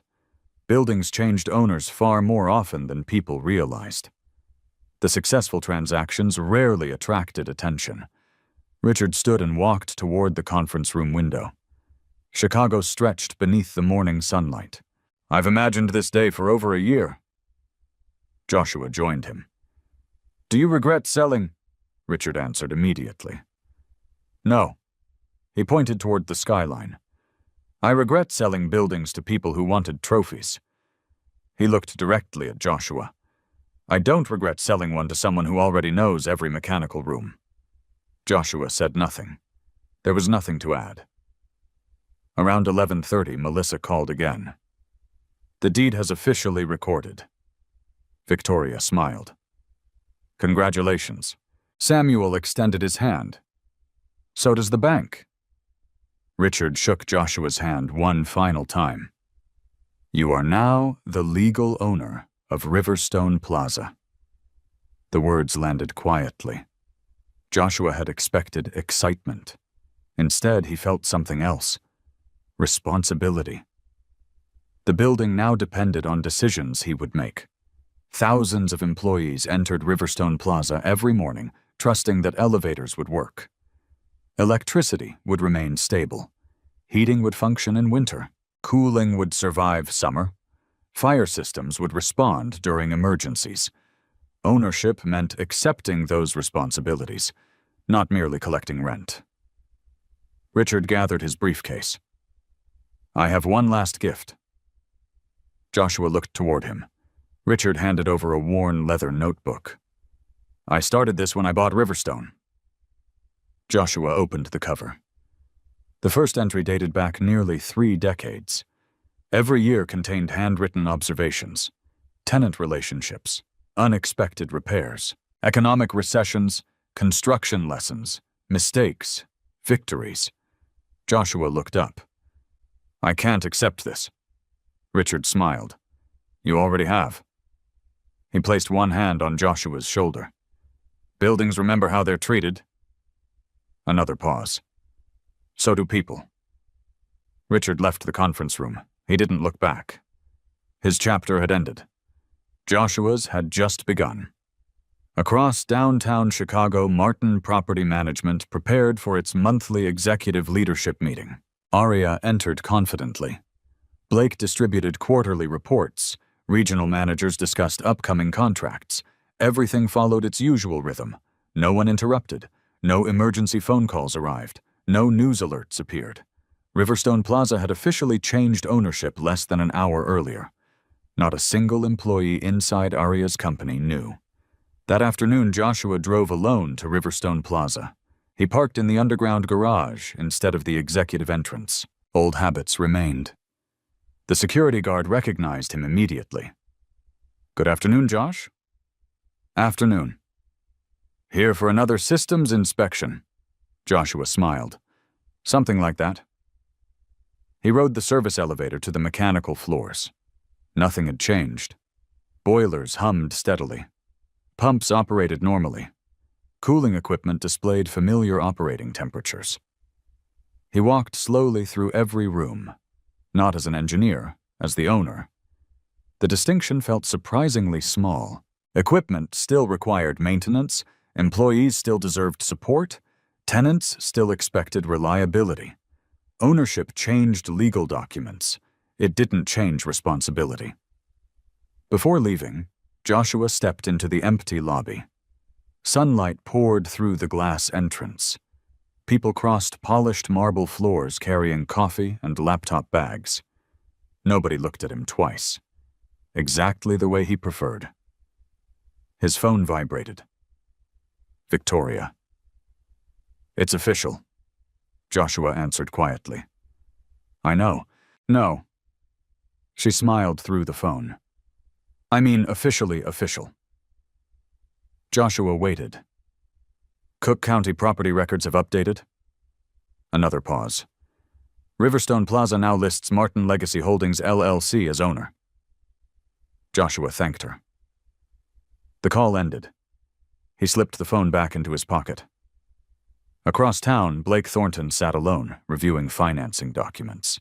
One email suddenly appeared from a commercial title contact he occasionally worked with. It wasn't addressed to him directly. It had been forwarded accidentally through an internal distribution chain. Most of the document was redacted. Almost everything important remained hidden. Except one line. Riverstone Plaza. Transaction completed. Blake frowned. He leaned closer to the screen. Someone had purchased the building. Today. He immediately reached for the phone, then stopped. He didn't know who the buyer was. The purchasing entity had been blacked out. Only one thing was suddenly certain. Aria had spent years planning her company's future around a building that now belonged to someone else, and neither of them had any idea who had quietly stepped into ownership. Blake Thornton stared at the redacted title report for nearly 5 minutes. The document revealed almost nothing. Seller, closing date, recording confirmation. Every meaningful detail had been blacked out. Only one sentence remained untouched. Transaction completed. He leaned back in his chair. Someone now owned Riverstone Plaza.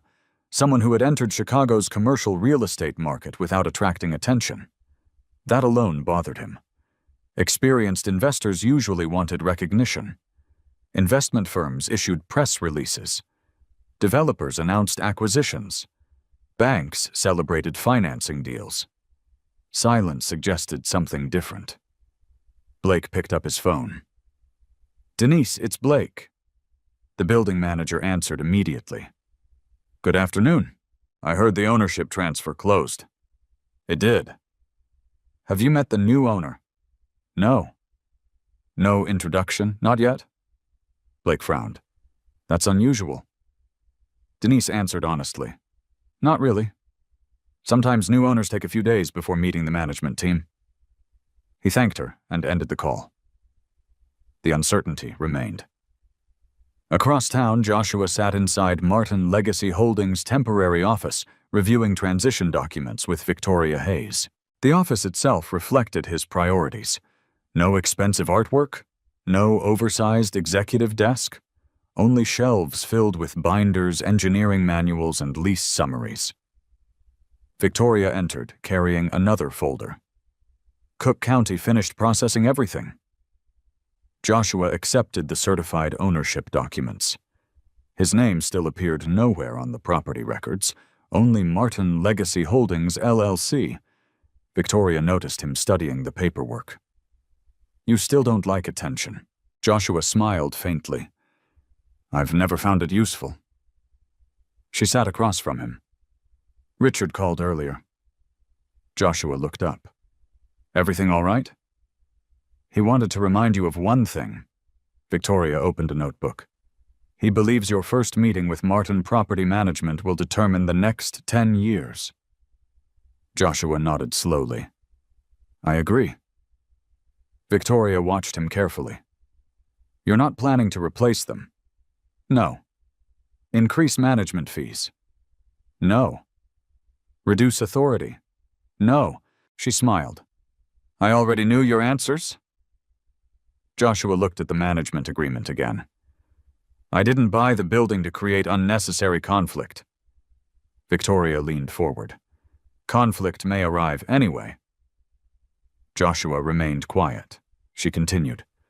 Arya believes she's dealing with another institutional investor. She'll eventually discover she's not. Joshua nodded. But not from me. Victoria respected that answer. She had spent 2 decades watching business disputes become personal wars. Joshua consistently refused to make that mistake. His phone vibrated. Richard Sullivan. Joshua answered. Good afternoon. Richard sounded relaxed for the first time in months. I forgot to mention something yesterday. Joshua listened. The annual ownership review with Martin Property Management is scheduled next week. Joshua looked toward Victoria. I saw the calendar. Richard chuckled softly. I deliberately left it unchanged. You should. Richard paused. I recommend attending personally. Joshua expected that. As owner? Exactly. Joshua remained silent. Richard continued. They've never met you in that capacity. No. They've only known you as Arya's husband. Joshua looked down at the notebook Richard had given him. That chapter is over. Richard answered quietly. Yes. It is. After the call ended, Victoria closed her folder. You understand what next week means? Joshua nodded. The first official ownership meeting. And, Joshua answered without emotion, it will probably be the first time Arya realizes who bought Riverstone Plaza. Victoria watched him carefully. Are you prepared for that? Joshua took several seconds before speaking. I've prepared for the meeting. He paused. I can't prepare her reaction. That afternoon, Arya received a formal letter. The envelope carried Martin Legacy Holdings' legal address. She assumed it concerned routine ownership paperwork. Commercial buildings changed ownership occasionally. Management companies simply adapted. She opened the letter. The language remained professional. Dear Miss Arya, Martin Legacy. Holdings LLC has completed the acquisition of Riverstone Plaza. Pursuant to the existing property management agreement, all contractual obligations remain unchanged. We appreciate the professionalism your company has demonstrated and look forward to maintaining a productive working relationship. Please contact our legal counsel to arrange an introductory ownership meeting. Sincerely, Victoria Hayes, Managing Counsel, Martin Legacy. Holdings LLC. Arya read the letter twice. Blake entered her office moments later. You wanted to see me? She handed him the document. Blake read it silently. So the new owner reached out. Arya nodded. They're honoring the existing contract. That's good. It is, she leaned back. But I've never heard of Martin Legacy Holdings. Blake frowned. Neither have I. He studied the company name again. No website. No press release. No public announcement. Arya crossed her arms. Quiet investors. Apparently. Blake placed the letter on her desk. I'll schedule the meeting. Find out who they are. I will. Neither of them suspected they had unknowingly seen the company years earlier. The name had appeared on old corporate filings, hidden inside public records no one had bothered reading. Late that afternoon, Joshua met Benjamin Cole again. Benjamin reviewed updated financial statements. Ownership transferred cleanly. Joshua nodded. Benjamin smiled. Congratulations. Joshua thanked him. Benjamin closed the ledger. I've been thinking about something. Joshua waited. Your wife believes this is another anonymous investment group. For now. Benjamin leaned back. Wouldn't it be easier simply to tell her? Joshua considered the question. No. Benjamin raised an eyebrow. Why? Joshua looked toward the window. Because ownership isn't an argument. It's a legal fact. Benjamin nodded slowly. I suppose facts don't require announcements. Joshua answered. They eventually introduce themselves. Benjamin laughed quietly. I've always liked that about you. What? You never confuse silence with weakness. Joshua smiled. My father used to say that loud people often spend too much energy proving what quiet people already know. Benjamin laughed again. Wise man. As evening settled across Chicago, Blake's investigation continued. He called 3 commercial brokers, 2 title companies, a property attorney. No one knew much about Martin Legacy Holdings. One broker finally remembered hearing the name years earlier. I think it's some small holding company. Who owns it? No idea. Never did much business. Blake thanked him. His frustration grew. Companies capable of purchasing major office towers did not simply appear overnight. There had to be a history, somewhere. Meanwhile, Joshua drove to Riverstone Plaza after business hours. The lobby stood nearly empty. Cleaning crews quietly moved across marble floors. Security guards monitored camera feeds. Joshua rode the elevator to the 18th floor. Richard's former executive office remained untouched. Furniture, bookshelves, family photographs. Everything looked exactly as Richard had left it. Joshua walked slowly through the room. He had no intention of keeping it unchanged, nor did he intend to transform it into an extravagant executive suite. He sat briefly behind the desk, not to admire the view, to understand the responsibility attached to it. Ownership often tempted people to become visible. Joshua wanted the opposite. He called Denise Palmer. Denise. Good evening. I'd like next week's ownership meeting held in the standard conference room. Not the executive boardroom, no. Understood. And one more thing. Yes. I don't need reserved parking. Denise hesitated. But you're the owner. Joshua smiled. I know. I still prefer the underground garage. She laughed softly. I'll make a note. Before leaving, Joshua walked through the silent hallways once more. He paused beside one large window overlooking the city. Thousands of lights stretched toward the horizon. Every building represented years of decisions, some wise, some reckless. Riverstone Plaza now represented his. His phone vibrated one final time before he reached the parking garage. Victoria. The introductory meeting has been confirmed. Joshua unlocked his truck. When? Next Tuesday. Another brief pause. Aria Martin Blake Thornton and their executive operations team will attend. Joshua quietly started the engine. Victoria added one final sentence. They still don't know who they're meeting. Joshua looked once toward the illuminated tower rising above downtown. They will soon. Tuesday morning arrived with the kind of calm that often appeared before difficult conversations. Joshua reached Riverstone Plaza 45 minutes before the scheduled ownership meeting. He parked in the underground garage exactly as he always had. No reserved space, no security escort, no executive entrance.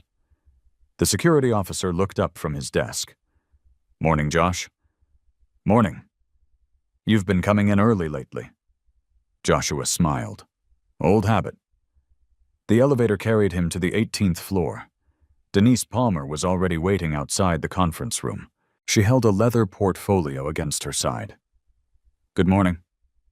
Morning, Denise. She hesitated for a moment. I wasn't sure how formal today should be. Joshua looked toward the conference room. Professional. Nothing more? She nodded. I've prepared the quarterly operating reports.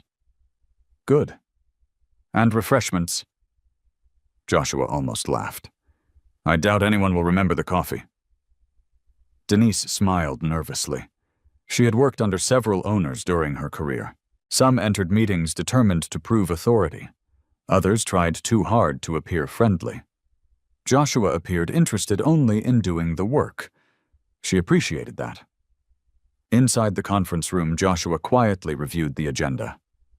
Introductions, operational overview, property performance, capital improvement schedule, questions, no dramatic announcements, no surprises. Exactly the way he preferred. At precisely 9 o'clock, the elevator doors opened again. Aria stepped out first. She wore a charcoal business suit and carried a tablet filled with financial reports. Blake Thornton followed beside her. 2 regional directors came next. Finally, Martin Property Management's legal advisor entered, carrying several contract binders. Denise greeted them politely. "Good morning." Aria smiled. "Morning." "Has the owner arrived?" Denise answered simply. "Yes." "This way." She opened the conference room door. Aria walked inside confidently, then stopped. Blake froze beside her. Neither spoke. Joshua stood quietly at the far end of the conference table. No dramatic posture, no satisfied smile, only a navy suit, a leather notebook, and a neatly organized folder. For several seconds, the room became completely silent. Aria looked at Joshua, then toward Denise, then back again. Finally, she spoke. "Joshua." He nodded once. "Good morning." Her expression shifted from confusion to disbelief. "What are you doing here?" Joshua answered calmly. "Attending the ownership meeting." Blake frowned. "No." He looked around the room. "We're waiting for the owner." Joshua met his eyes. "I am the owner." Silence settled over the conference room again. One regional manager quietly lowered his coffee cup. Another slowly looked toward Denise. No one laughed, because Joshua wasn't joking. Aria stared at him. "That's impossible." Joshua didn't respond immediately. Instead, he opened a folder and slid one certified document across the table. Cook County Property Record, owner, Martin Legacy Holdings, LLC. Victoria Hayes entered the room at that exact moment. She placed another binder beside Joshua. "Good morning, everyone." She looked toward Aria. "My name is Victoria Hayes, Managing Counsel for Martin Legacy Holdings." Her tone remained completely professional. The ownership transfer was completed yesterday morning. Blake picked up the certified document. His eyes moved slowly across every page. Recording number, transfer date, legal description, official seal. Everything was genuine. He looked back toward Joshua. "You own Martin Legacy Holdings?" Joshua answered simply. "Yes." Aria remained standing. Her breathing had become noticeably slower. She looked at Joshua as though seeing someone entirely unfamiliar. She stopped. "You bought Riverstone Plaza?" Joshua nodded. "Yes. When?" "The transaction closed yesterday." Another long silence. No one knew what to say. Victoria gently redirected the room. "If everyone is ready."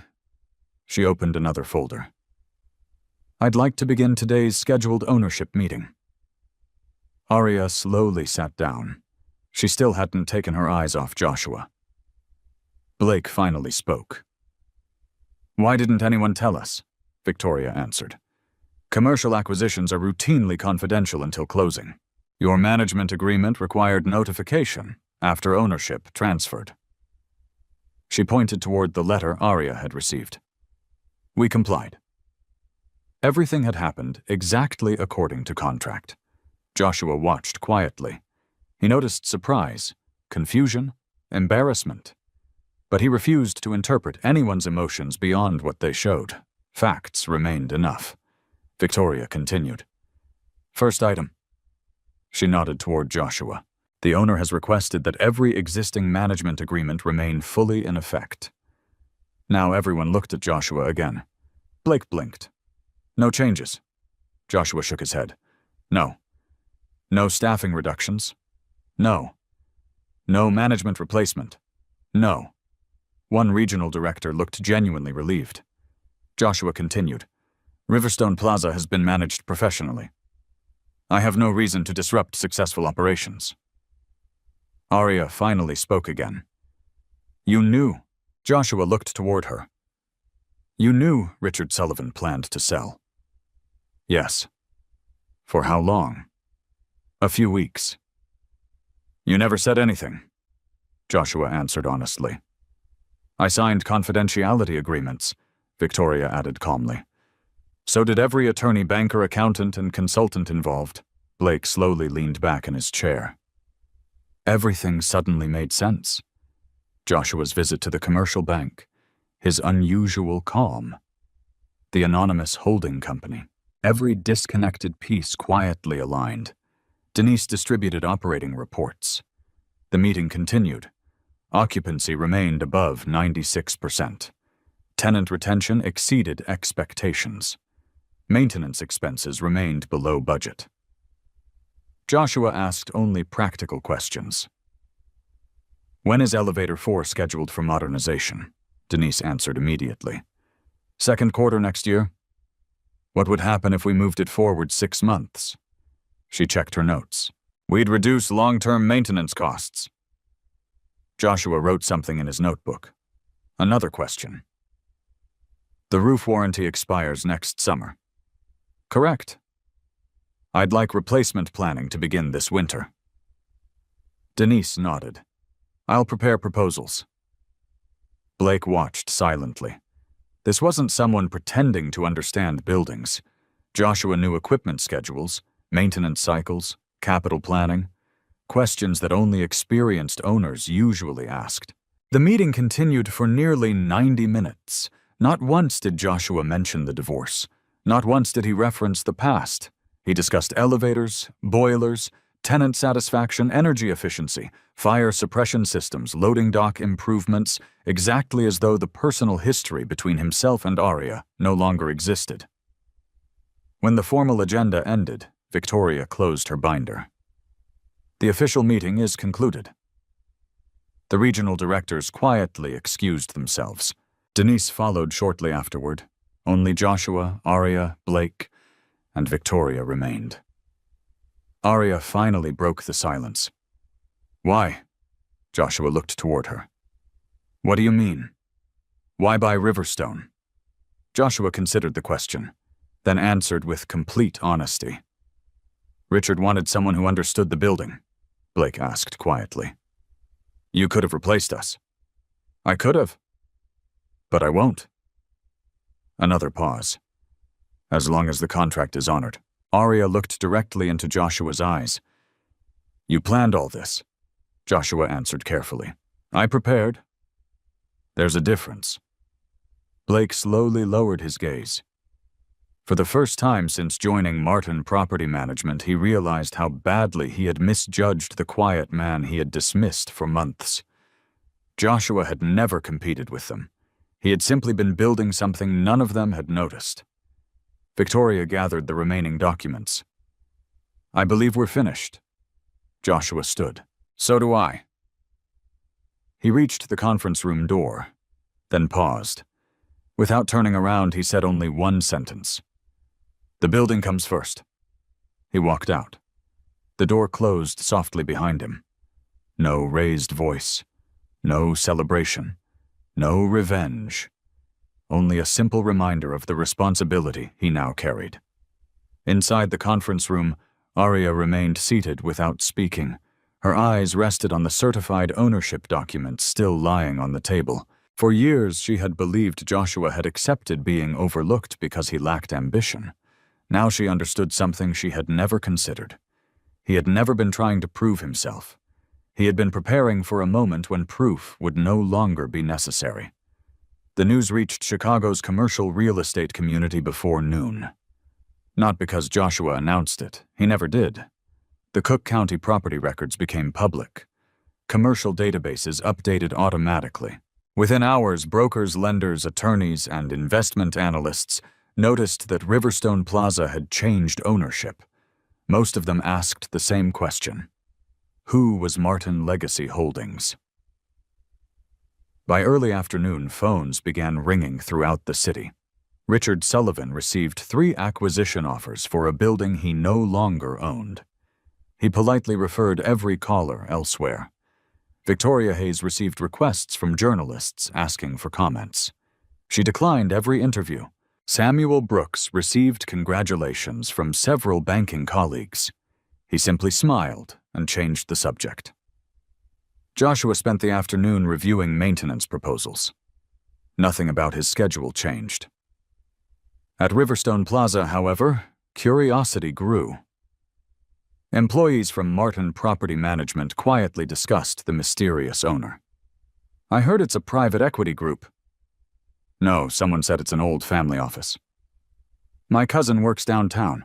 She thinks it's an out-of-state investor. Nobody guessed correctly. Aria remained inside her office, with the ownership documents spread across her desk. She had read them repeatedly. Every page confirmed the same fact. Martin Legacy Holdings. Joshua Martin. Legal owner. Nothing about the paperwork felt emotional. The documents didn't accuse. They didn't celebrate. They simply recorded reality. Blake knocked gently before entering. You wanted the corporate history? He placed another folder on her desk. I searched every public filing I could find. Aria opened it. Articles of organization, annual reports, registered agent changes, operating amendments, formation date. She stopped reading. This company, she looked up, was created 14 years ago. Blake nodded. 3 years before your wedding. Silence settled between them. Aria slowly turned another page. Sole member, Joshua Martin. Every annual filing remained active. Every registration fee had been paid. Every required document had been submitted on time. No gaps, no dissolutions, no interruptions. Blake quietly pulled out a chair. I don't think he created the company to buy Riverstone. Aria looked at him. I think he built it long before he knew Riverstone would ever be available. She said nothing. Because the documents supported Blake's conclusion. This wasn't revenge. Revenge happened quickly. This required years. Across town, Joshua met with Denise Palmer and the building's engineering supervisor, Eric Lawson. The meeting took place inside the mechanical operations office, instead of the executive suite. Blueprints covered the table. Maintenance schedules lined the walls. Eric pointed toward several diagrams. Boiler number 3 is approaching 21 years. Joshua studied the specifications. Efficiency, 82%. What would replacement improve? Eric answered immediately. 94. Joshua made another note. Estimated savings. About $180,000 over 10 years. Joshua nodded. Prepare 2 proposals. Repair and replacement. Eric smiled. I already started. Joshua appreciated initiative. The meeting continued. Roof insulation, cooling systems, emergency backup power. Not one conversation involved prestige. Every discussion centered on long-term performance. Denise finally asked a question she had been holding back. May I ask something? Of course. She hesitated. Why didn't you tell anyone? Joshua leaned back thoughtfully. What would it have changed? Denise considered the question. I suppose, she smiled. Nothing. Joshua nodded. The building needed the same repairs yesterday that it needs today. She laughed softly. I guess ownership doesn't fix elevators. No. It only makes someone responsible for fixing them. Denise quietly wrote that sentence in her notebook. Late that afternoon, Victoria called Joshua. There may be another development. Joshua listened. A reporter contacted our office. What did they want? They're writing about Riverstone Plaza. Joshua expected that. Victoria continued. They're trying to identify Martin Legacy Holdings. Joshua remained calm. Our filings are public. They are. They'll eventually find them. Joshua looked through the office window toward the city. That's fine. Victoria smiled. I thought you'd say that. After ending the call, Joshua opened Richard Sullivan's old leather notebook. He had been reading 1 year each evening. Today's entry came from the financial crisis. One sentence had been underlined twice. Never confuse temporary panic with permanent value. Joshua closed the notebook. Richard had survived difficult years because he focused on fundamentals instead of fear. Joshua intended to do the same. Meanwhile, Arya drove to the suburban house she had once shared with Joshua. The house felt unusually quiet. She unlocked the front door and walked slowly through the living room. Everything expensive remained. Designer furniture, modern artwork, imported lighting. Yet something invisible had disappeared. She walked into the garage. One parking space remained empty. Joshua's old pickup truck had once occupied that corner every evening. She remembered complaining about it. It looked out of place beside her luxury SUV. Now the empty space somehow looked larger than before. She continued upstairs. Joshua's home office had become a storage room after he moved out. Several cardboard boxes remained stacked against one wall. Old engineering books, property maintenance manuals, commercial construction references. She opened one. Inside the front cover, Joshua had written a date nearly 20 years earlier. Knowledge compounds the same way investments do. Read something every day. She closed the book, then opened another. More handwritten notes, building systems, mechanical calculations, asset management. She slowly realized something uncomfortable. Joshua hadn't spent years drifting through life. He had been studying, quietly, consistently. While she measured success by visible growth, he had measured it by accumulated understanding. Her phone rang. Blake. Have you seen today's industry newsletter? No. It mentions Riverstone. What does it say? They still don't know who owns Martin Legacy Holdings. Another pause. But they're calling the buyer one of the most disciplined acquisitions in recent years. Arya looked toward Joshua's books. Disciplined. Blake continued. The article says whoever bought Riverstone completed the transaction without attracting speculation. She thanked him and ended the call. The word stayed with her. Disciplined.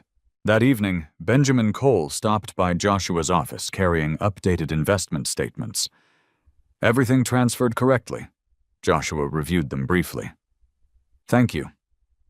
Benjamin looked around the office. You still haven't bought any expensive furniture. Joshua smiled. This desk works? Benjamin laughed. So did your pickup. It still does. Benjamin became more serious.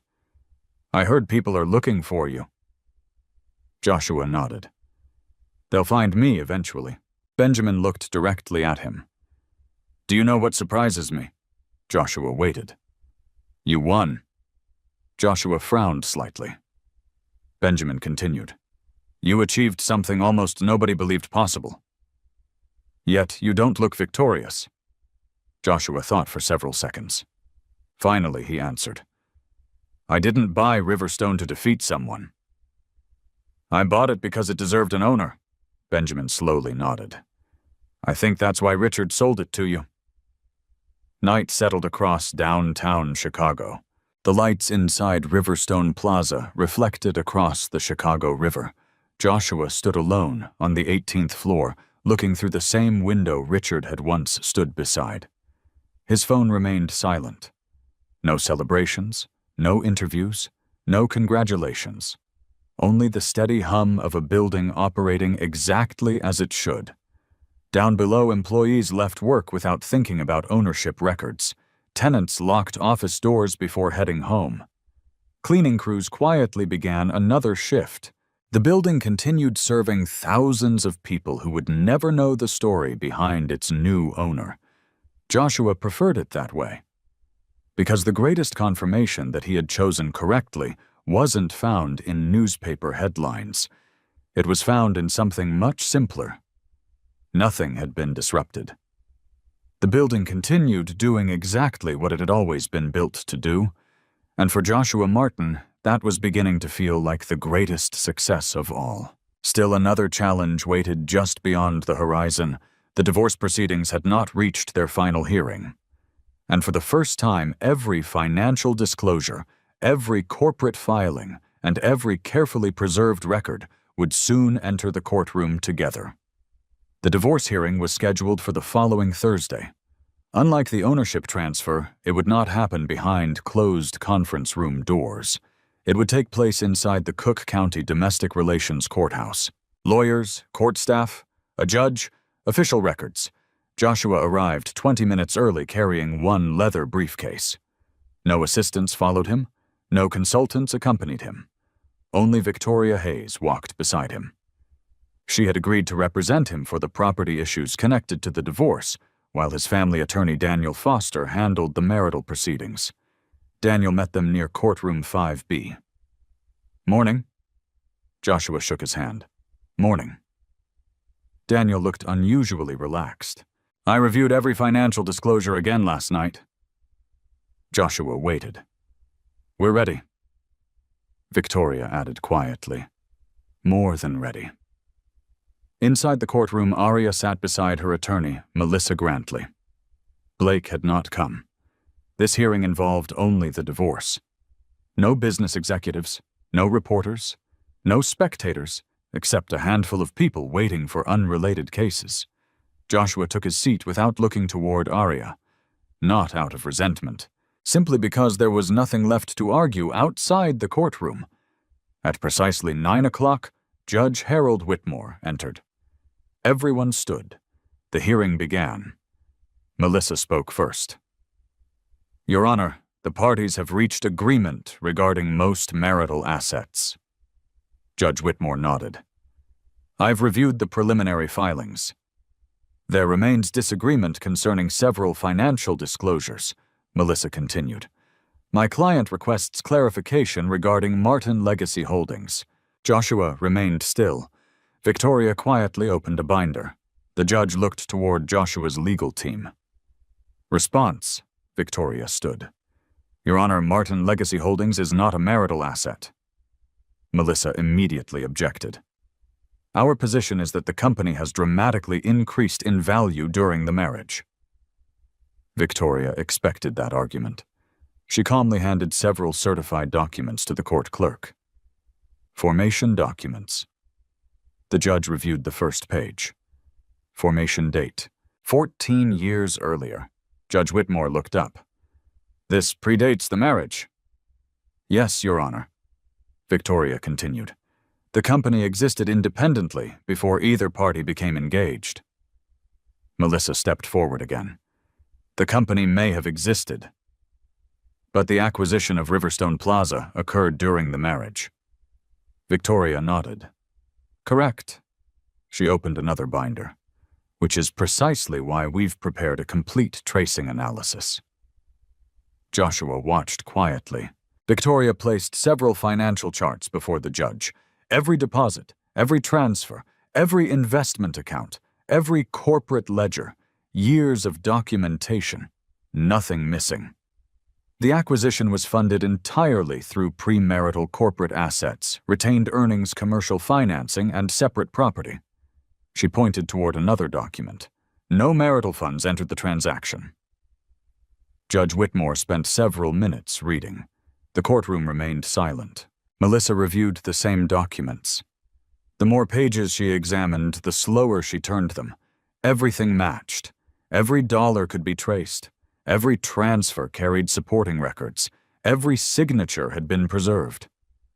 Finally, the judge looked toward Melissa. "Do you dispute the authenticity?" Melissa answered honestly. "No."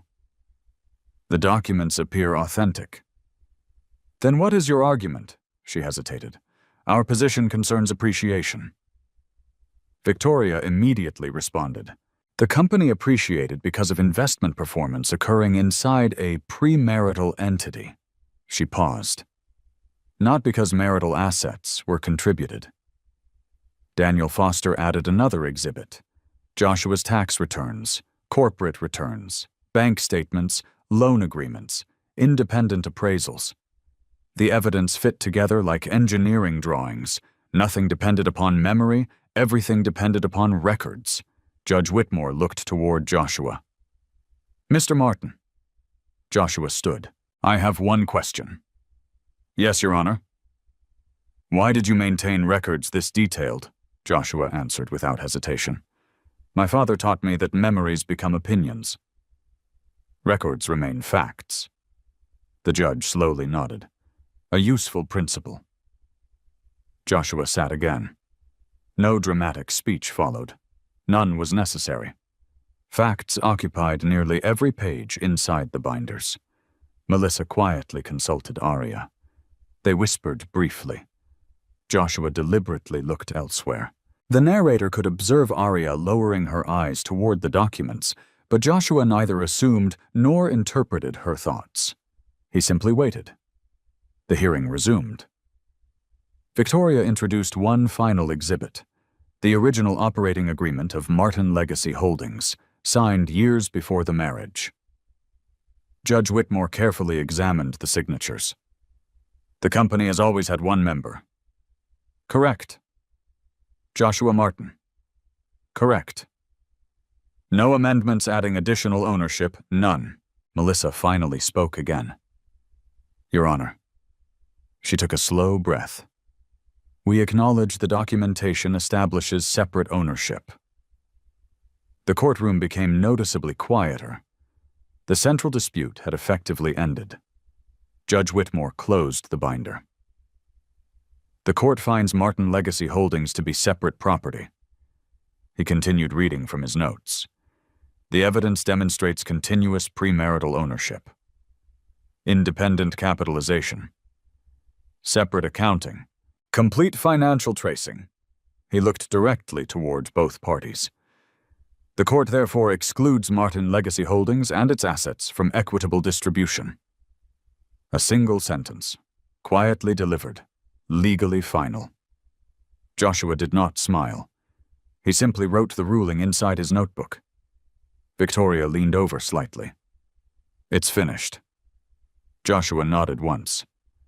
"Yes." The remaining property issues concluded quickly. Furniture, vehicles, joint accounts, household belongings, most had already been settled. 40 minutes later, Judge Whitmore signed the final order. "I wish both parties well." Court adjourned. Everyone stood. The room slowly emptied. Joshua packed his documents with the same careful movements he used every day. No hurried celebration. No visible relief. Only routine. Outside the courtroom, Daniel finally smiled. "I've handled divorces for 26 years. Joshua looked at him. "I've rarely seen documentation that complete." Victoria laughed quietly. "I wasn't surprised." Daniel turned toward Joshua. "You prepared those records long before this marriage failed." Joshua nodded. "I prepared them because businesses require records." Daniel shook his head. "Most people prepare after problems begin." "You prepared before." Joshua simply closed his briefcase. Across the hallway, Melissa spoke privately with Arya before leaving. Afterward, Arya walked alone toward the courthouse exit. Joshua noticed her approaching. He stopped, not because he expected a confrontation, because the hallway narrowed near the exit. For several seconds, neither spoke. Finally, Arya broke the silence. "I read every document." Joshua waited. "I never knew." He answered quietly. "You never asked." Another silence. She looked toward the courthouse windows overlooking downtown Chicago. "I thought you didn't care about ambition." Joshua considered the sentence. "I cared. I just never confused ambition with attention." She nodded slowly. Again, Joshua did not attempt to interpret what she felt. Only her words mattered. She continued. I underestimated you. Joshua answered gently. You underestimated preparation. Another pause. There's a difference. No anger, no accusation. Only a simple observation. Arya lowered her eyes briefly, then nodded. I suppose there is. She turned and walked toward the parking garage. Joshua watched only long enough to ensure the hallway cleared. Then he walked in the opposite direction. Outside, Chicago moved as it always had. Traffic filled LaSalle Street. Office workers hurried toward lunch. Construction crews continued repairing sidewalks. The city paid no attention to one completed divorce, nor should it. Joshua climbed into his pickup truck. His phone vibrated. It was Denise Palmer. Sorry to bother you. No problem. We received bids for the elevator modernization. Joshua started the engine. I'll review them this afternoon.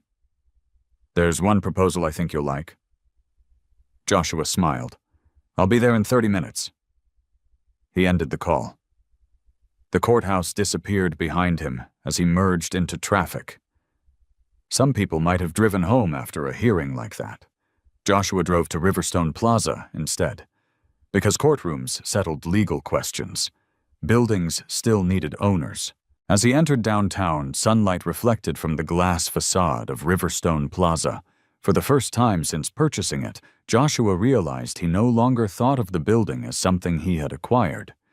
He thought of it as something entrusted to him, and that difference would soon become the foundation for every decision he made next. By the beginning of autumn, Riverstone Plaza looked almost exactly the same from the outside. The polished glass still reflected the Chicago skyline. The marble lobby remained spotless. Employees hurried through the revolving doors carrying coffee cups and laptop bags. Tenants rarely noticed who owned the building. They noticed only whether it worked. Joshua preferred that. The first elevator modernization began 3 weeks after the divorce hearing. Instead of selecting the cheapest contractor, Joshua approved the proposal that offered the longest service warranty and the shortest tenant disruption. Benjamin Cole looked over the financial projections. It costs nearly $800,000 more. Joshua nodded. I know. Benjamin leaned back. You'll recover that. Within 8 years. And after that, Joshua smiled. The building benefits. Benjamin laughed. You sound exactly like Richard Sullivan. Joshua looked toward the construction schedule. I take that as a compliment. Every investment followed the same pattern. Roof insulation, emergency generators, HVAC upgrades, fire safety modernization, energy management software. The improvements weren't glamorous. Few people would ever notice them. But everyone increased the building's long-term value. Meanwhile, Martin Property Management continued operating Riverstone Plaza. Joshua never interfered unnecessarily. He requested reports, reviewed budgets, approved projects, asked detailed questions, then allowed professionals to do their jobs. Denise Palmer noticed the difference first. During one monthly review meeting, she said quietly, I've worked for 4 owners.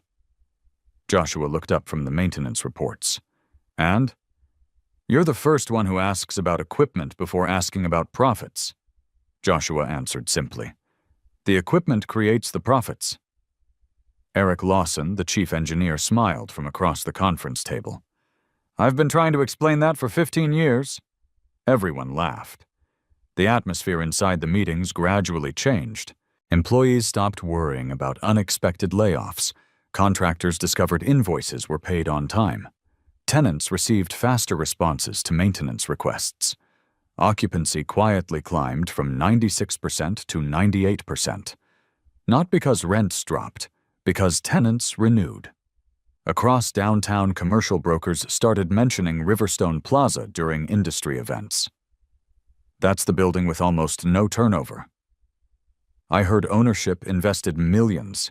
Whoever owns it understands operations. Joshua attended none of those events. He preferred spending Thursday afternoons walking mechanical floors with Eric instead. One afternoon they stopped beside a newly installed chiller. Eric looked genuinely proud. "This unit should last 25 years. Joshua placed one hand on the smooth steel housing. "It'll outlast both of us." Eric laughed. "Hopefully." Joshua smiled. "If someone maintains it." That sentence stayed with Eric long after the inspection ended. Ownership, Joshua believed, meant caring about people he would never meet. The next board review took place in October. For the first time since the ownership meeting, Arya attended without visible hesitation. The atmosphere had changed. Professional, measured, almost comfortable. Joshua entered carrying the same leather notebook, the same navy suit, the same calm expression. Nothing about his appearance suggested the owner of one of Chicago's most respected commercial properties. Denise presented quarterly operating results. Occupancy has increased. Energy consumption decreased by 11%. Maintenance response times improved by 23%. Joshua nodded approvingly. Excellent. Blake reviewed financial performance. Net operating income exceeded forecast. Joshua asked only one question. "How satisfied are the tenants?" Blake paused. "We conducted surveys." He handed over another report. Average satisfaction had reached its highest level in nearly a decade. Joshua closed the folder. "That's the number I wanted." After the meeting ended, Blake remained behind. "I owe you something." Joshua waited. Blake looked uncomfortable. "I judged you." Joshua remained silent. "I thought quiet meant weak." Another pause. "I was wrong." Joshua looked toward the conference room window. "Most people judge what they can see." Blake nodded. "I should have looked closer." Joshua smiled politely. "We all learn." There was no lecture, no victory, only acceptance. Several days later, Arya requested a private meeting. Joshua agreed. They met inside a small conference room overlooking the river. No lawyers, no executives, only two people whose lives had once moved in the same direction. Arya arrived carrying a thin folder. She placed it on the table. "I've been reorganizing old files." Joshua waited.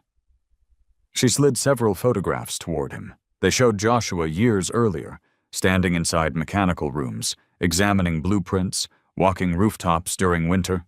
She looked at the photographs. "I never understood why you took so many pictures." Joshua smiled faintly. "They helped me remember repairs." She nodded. "I know that now." Silence settled between them, not uncomfortable, simply quiet. Finally, Arya spoke again. "I spent years believing success looked expensive." Joshua listened. "I confused appearance with value." Joshua rested one hand on the table. "Many people do." She looked directly at him. "I don't expect forgiveness." Joshua answered honestly. "This isn't about forgiveness." "What is it about?" He thought carefully before replying. "Moving forward without carrying unnecessary weight." She slowly nodded. "I hope you find that." Joshua stood. "I already have." He shook her hand. Nothing more. No dramatic reconciliation, no renewed romance. Their marriage belonged to the past. Respect belonged to the future. As winter approached, Riverstone Plaza received recognition from the Chicago Building Owners Association. Not for architectural beauty, not for luxury renovations, for operational excellence. The award surprised almost everyone except Joshua. He accepted it only because Denise insisted. "It's really for the whole building," she smiled. Exactly. During the ceremony, Joshua spoke for less than 2 minutes. He thanked the engineers, security officers, cleaning crews, property managers, maintenance technicians. He never mentioned himself. Afterward, a reporter finally approached him. "Mr. Martin." Joshua stopped politely. "Can I ask one question?" "Of course." "What changed after you bought Riverstone Plaza?" Joshua looked back toward the building visible across the street. "Very little." The reporter looked confused. Joshua continued. "We repaired what needed repairing. We honored contracts. We listened before making decisions." Another pause. "Buildings usually don't fail because of one dramatic mistake. They decline because people ignore small responsibilities." The reporter quietly wrote every word. That interview appeared in a regional business magazine the following week. Richard Sullivan mailed Joshua a handwritten note after reading it. "You finally understand what I was trying to protect." Joshua placed the note inside Richard's old leather notebook. It belonged there. Near the end of December, Benjamin visited Riverstone Plaza again. They stood together inside the lobby watching people leave work before Christmas. Benjamin smiled. "Do you remember the night you slept in your truck?" Joshua nodded. "I do." Benjamin looked around the busy lobby. "If someone had told you that night you'd own this building," Joshua interrupted gently, "I wouldn't have believed them." Benjamin laughed. "I disagree."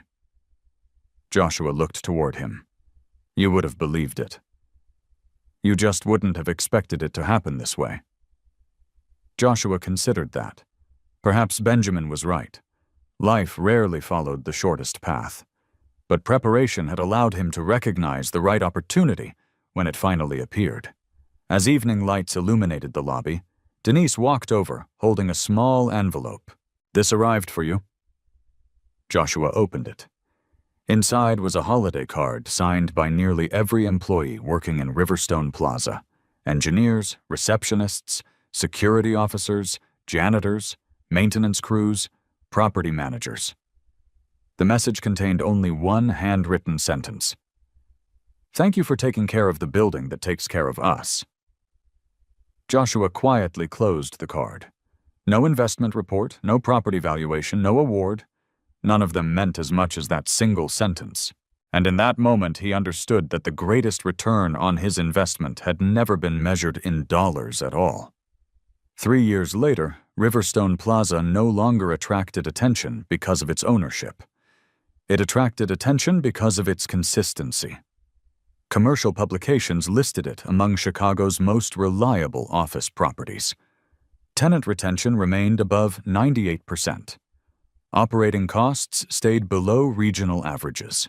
Maintenance requests were answered faster than those of neighboring buildings. None of those achievements resulted from a single bold decision. They came from thousands of small ones. Joshua still arrived before sunrise twice each week.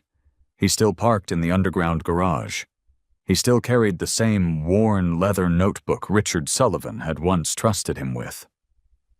Some mornings, security officers greeted him before executives ever entered the building. Other mornings, he walked mechanical floors with Eric Lawson before attending financial meetings. Nothing about success had changed his routine. Only the responsibilities had become larger. One cold January morning, Denise Palmer found Joshua in the lobby watching snow fall beyond the glass entrance. She handed him the newest quarterly report. "Another record year." Joshua accepted the folder. "Good." She smiled. "That's all you have to say." He looked toward the tenants entering from the snow. "What else should I say?" Denise laughed. "Most owners would celebrate." Joshua closed the report. "We'll celebrate after next winter." She looked puzzled. "Why next winter?" "If the heating system performs exactly the same again." She shook her head with a smile. "You really are impossible." Joshua laughed quietly. "I've heard that before." That afternoon, Richard Sullivan visited Riverstone Plaza for the first time since retiring. The building staff welcomed him warmly. Many employees still remembered him. Joshua met him in the lobby. Richard looked around slowly. Nothing dramatic had changed. Fresh paint, modern lighting, quieter elevators, updated security equipment. The improvements blended naturally into the building, exactly as Richard had hoped. They rode the elevator together to the 18th floor. Richard walked through every hallway without speaking. Finally, he stopped beside the window overlooking downtown Chicago. "The building feels familiar." Joshua stood beside him. "That was the goal." Richard nodded. "And better." Joshua smiled. "I hoped you wouldn't notice." Richard laughed. "I noticed. That's why I'm smiling." For several minutes, they simply watched the city below. Richard finally broke the silence. "Do you know why I trusted you?" Joshua answered honestly. "I've wondered." Richard folded his hands. "Because every other buyer talked about what they wanted to own." He looked directly at Joshua. "You talked about what needed to be maintained." Joshua remembered that conversation, years earlier, inside Richard's office, before any sale had ever been discussed. Richard continued. "You never chased the building. You earned it." Joshua looked toward the skyline. "I've tried not to waste that opportunity." "You haven't." Richard placed one hand on Joshua's shoulder. "My work here is finished." When Richard left the building that afternoon, he never returned again. 6 months later, a framed photograph appeared quietly in the lobby. Richard Sullivan, founder. Below it stood a small bronze plaque. "Stewardship outlives ownership." The wording had been Joshua's only request.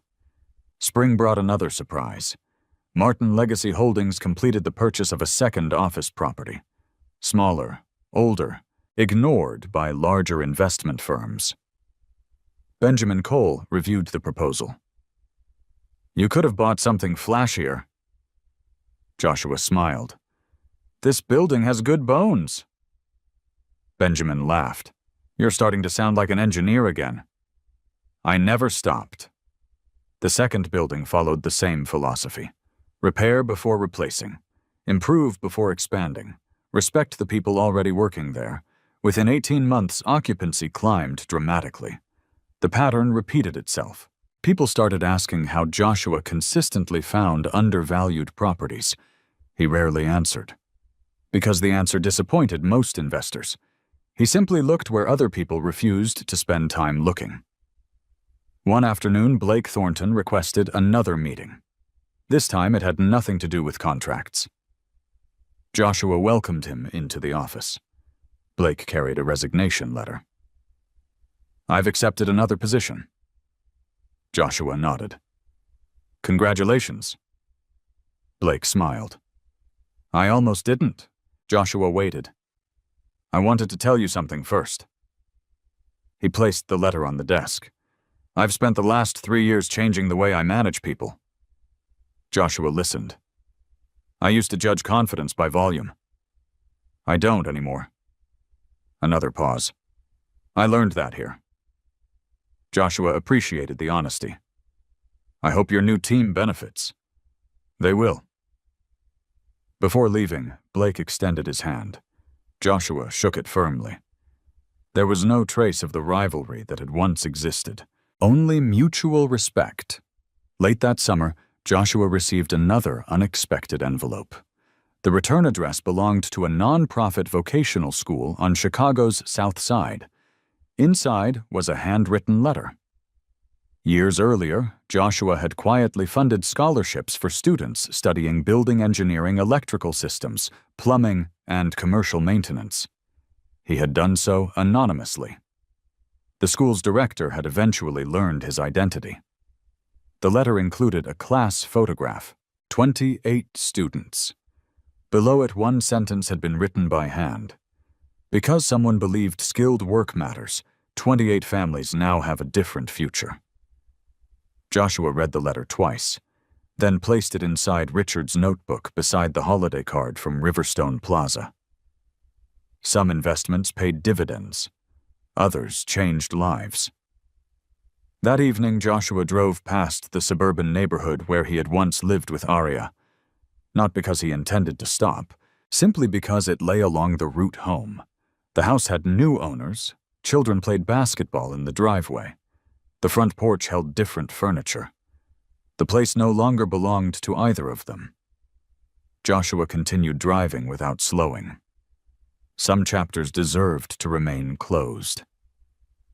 His phone rang through the truck's speakers. Eric Lawson. Sorry to call this late. No problem. The new building has a water pressure issue. Joshua smiled. I'll meet you there. You don't have to. I know, but I will. He turned the truck toward downtown. As the skyline appeared ahead, sunlight faded behind rows of glass towers. The city looked exactly as it had the night Joshua slept inside his pickup after being told to leave his own home. So much had changed. Yet the most important part of him had not. He still believed quiet preparation outlasted loud promises. He still believed records defeated accusations. He still believed buildings deserved caretakers more than celebrities. Most of all, he still believed patience created opportunities that anger never could. Riverstone Plaza remained illuminated against the evening sky. Thousands of lights glowed behind its windows. Each represented someone finishing another ordinary workday. They would never know the full story of the man who owned the building. They did not need to. The elevators worked. The heating stayed warm. The lights turned on every morning. The leases were honored. The staff were respected. The building simply did what it had always been meant to do. Joshua parked beneath it, picked up his worn leather notebook, and walked toward another ordinary evening of work. There were no cameras waiting, no applause, no speeches, only another responsibility to fulfill. And after everything that had happened, that ordinary responsibility felt richer than any victory money alone could ever buy. Life lesson. Some people spend years trying to appear successful, while others spend those same years quietly becoming capable. The difference often remains invisible until a single moment reveals everything that preparation has built. Joshua never won because he spoke louder or reacted faster. He won because he kept learning, kept documenting, and kept doing the small things correctly long before anyone was watching. Real life works much the same way. Whether you are building a career, a business, a family, or simply rebuilding after disappointment, today's quiet discipline often becomes tomorrow's greatest advantage. The world may overlook steady effort for a long time, but time has a remarkable way of exposing the difference between appearances and substance. If this story reminded you of a moment when patience preparation or quiet persistence changed your own life, share it in the comments. I'd love to know where you're watching from and what lessons stayed with you the most after Joshua's journey.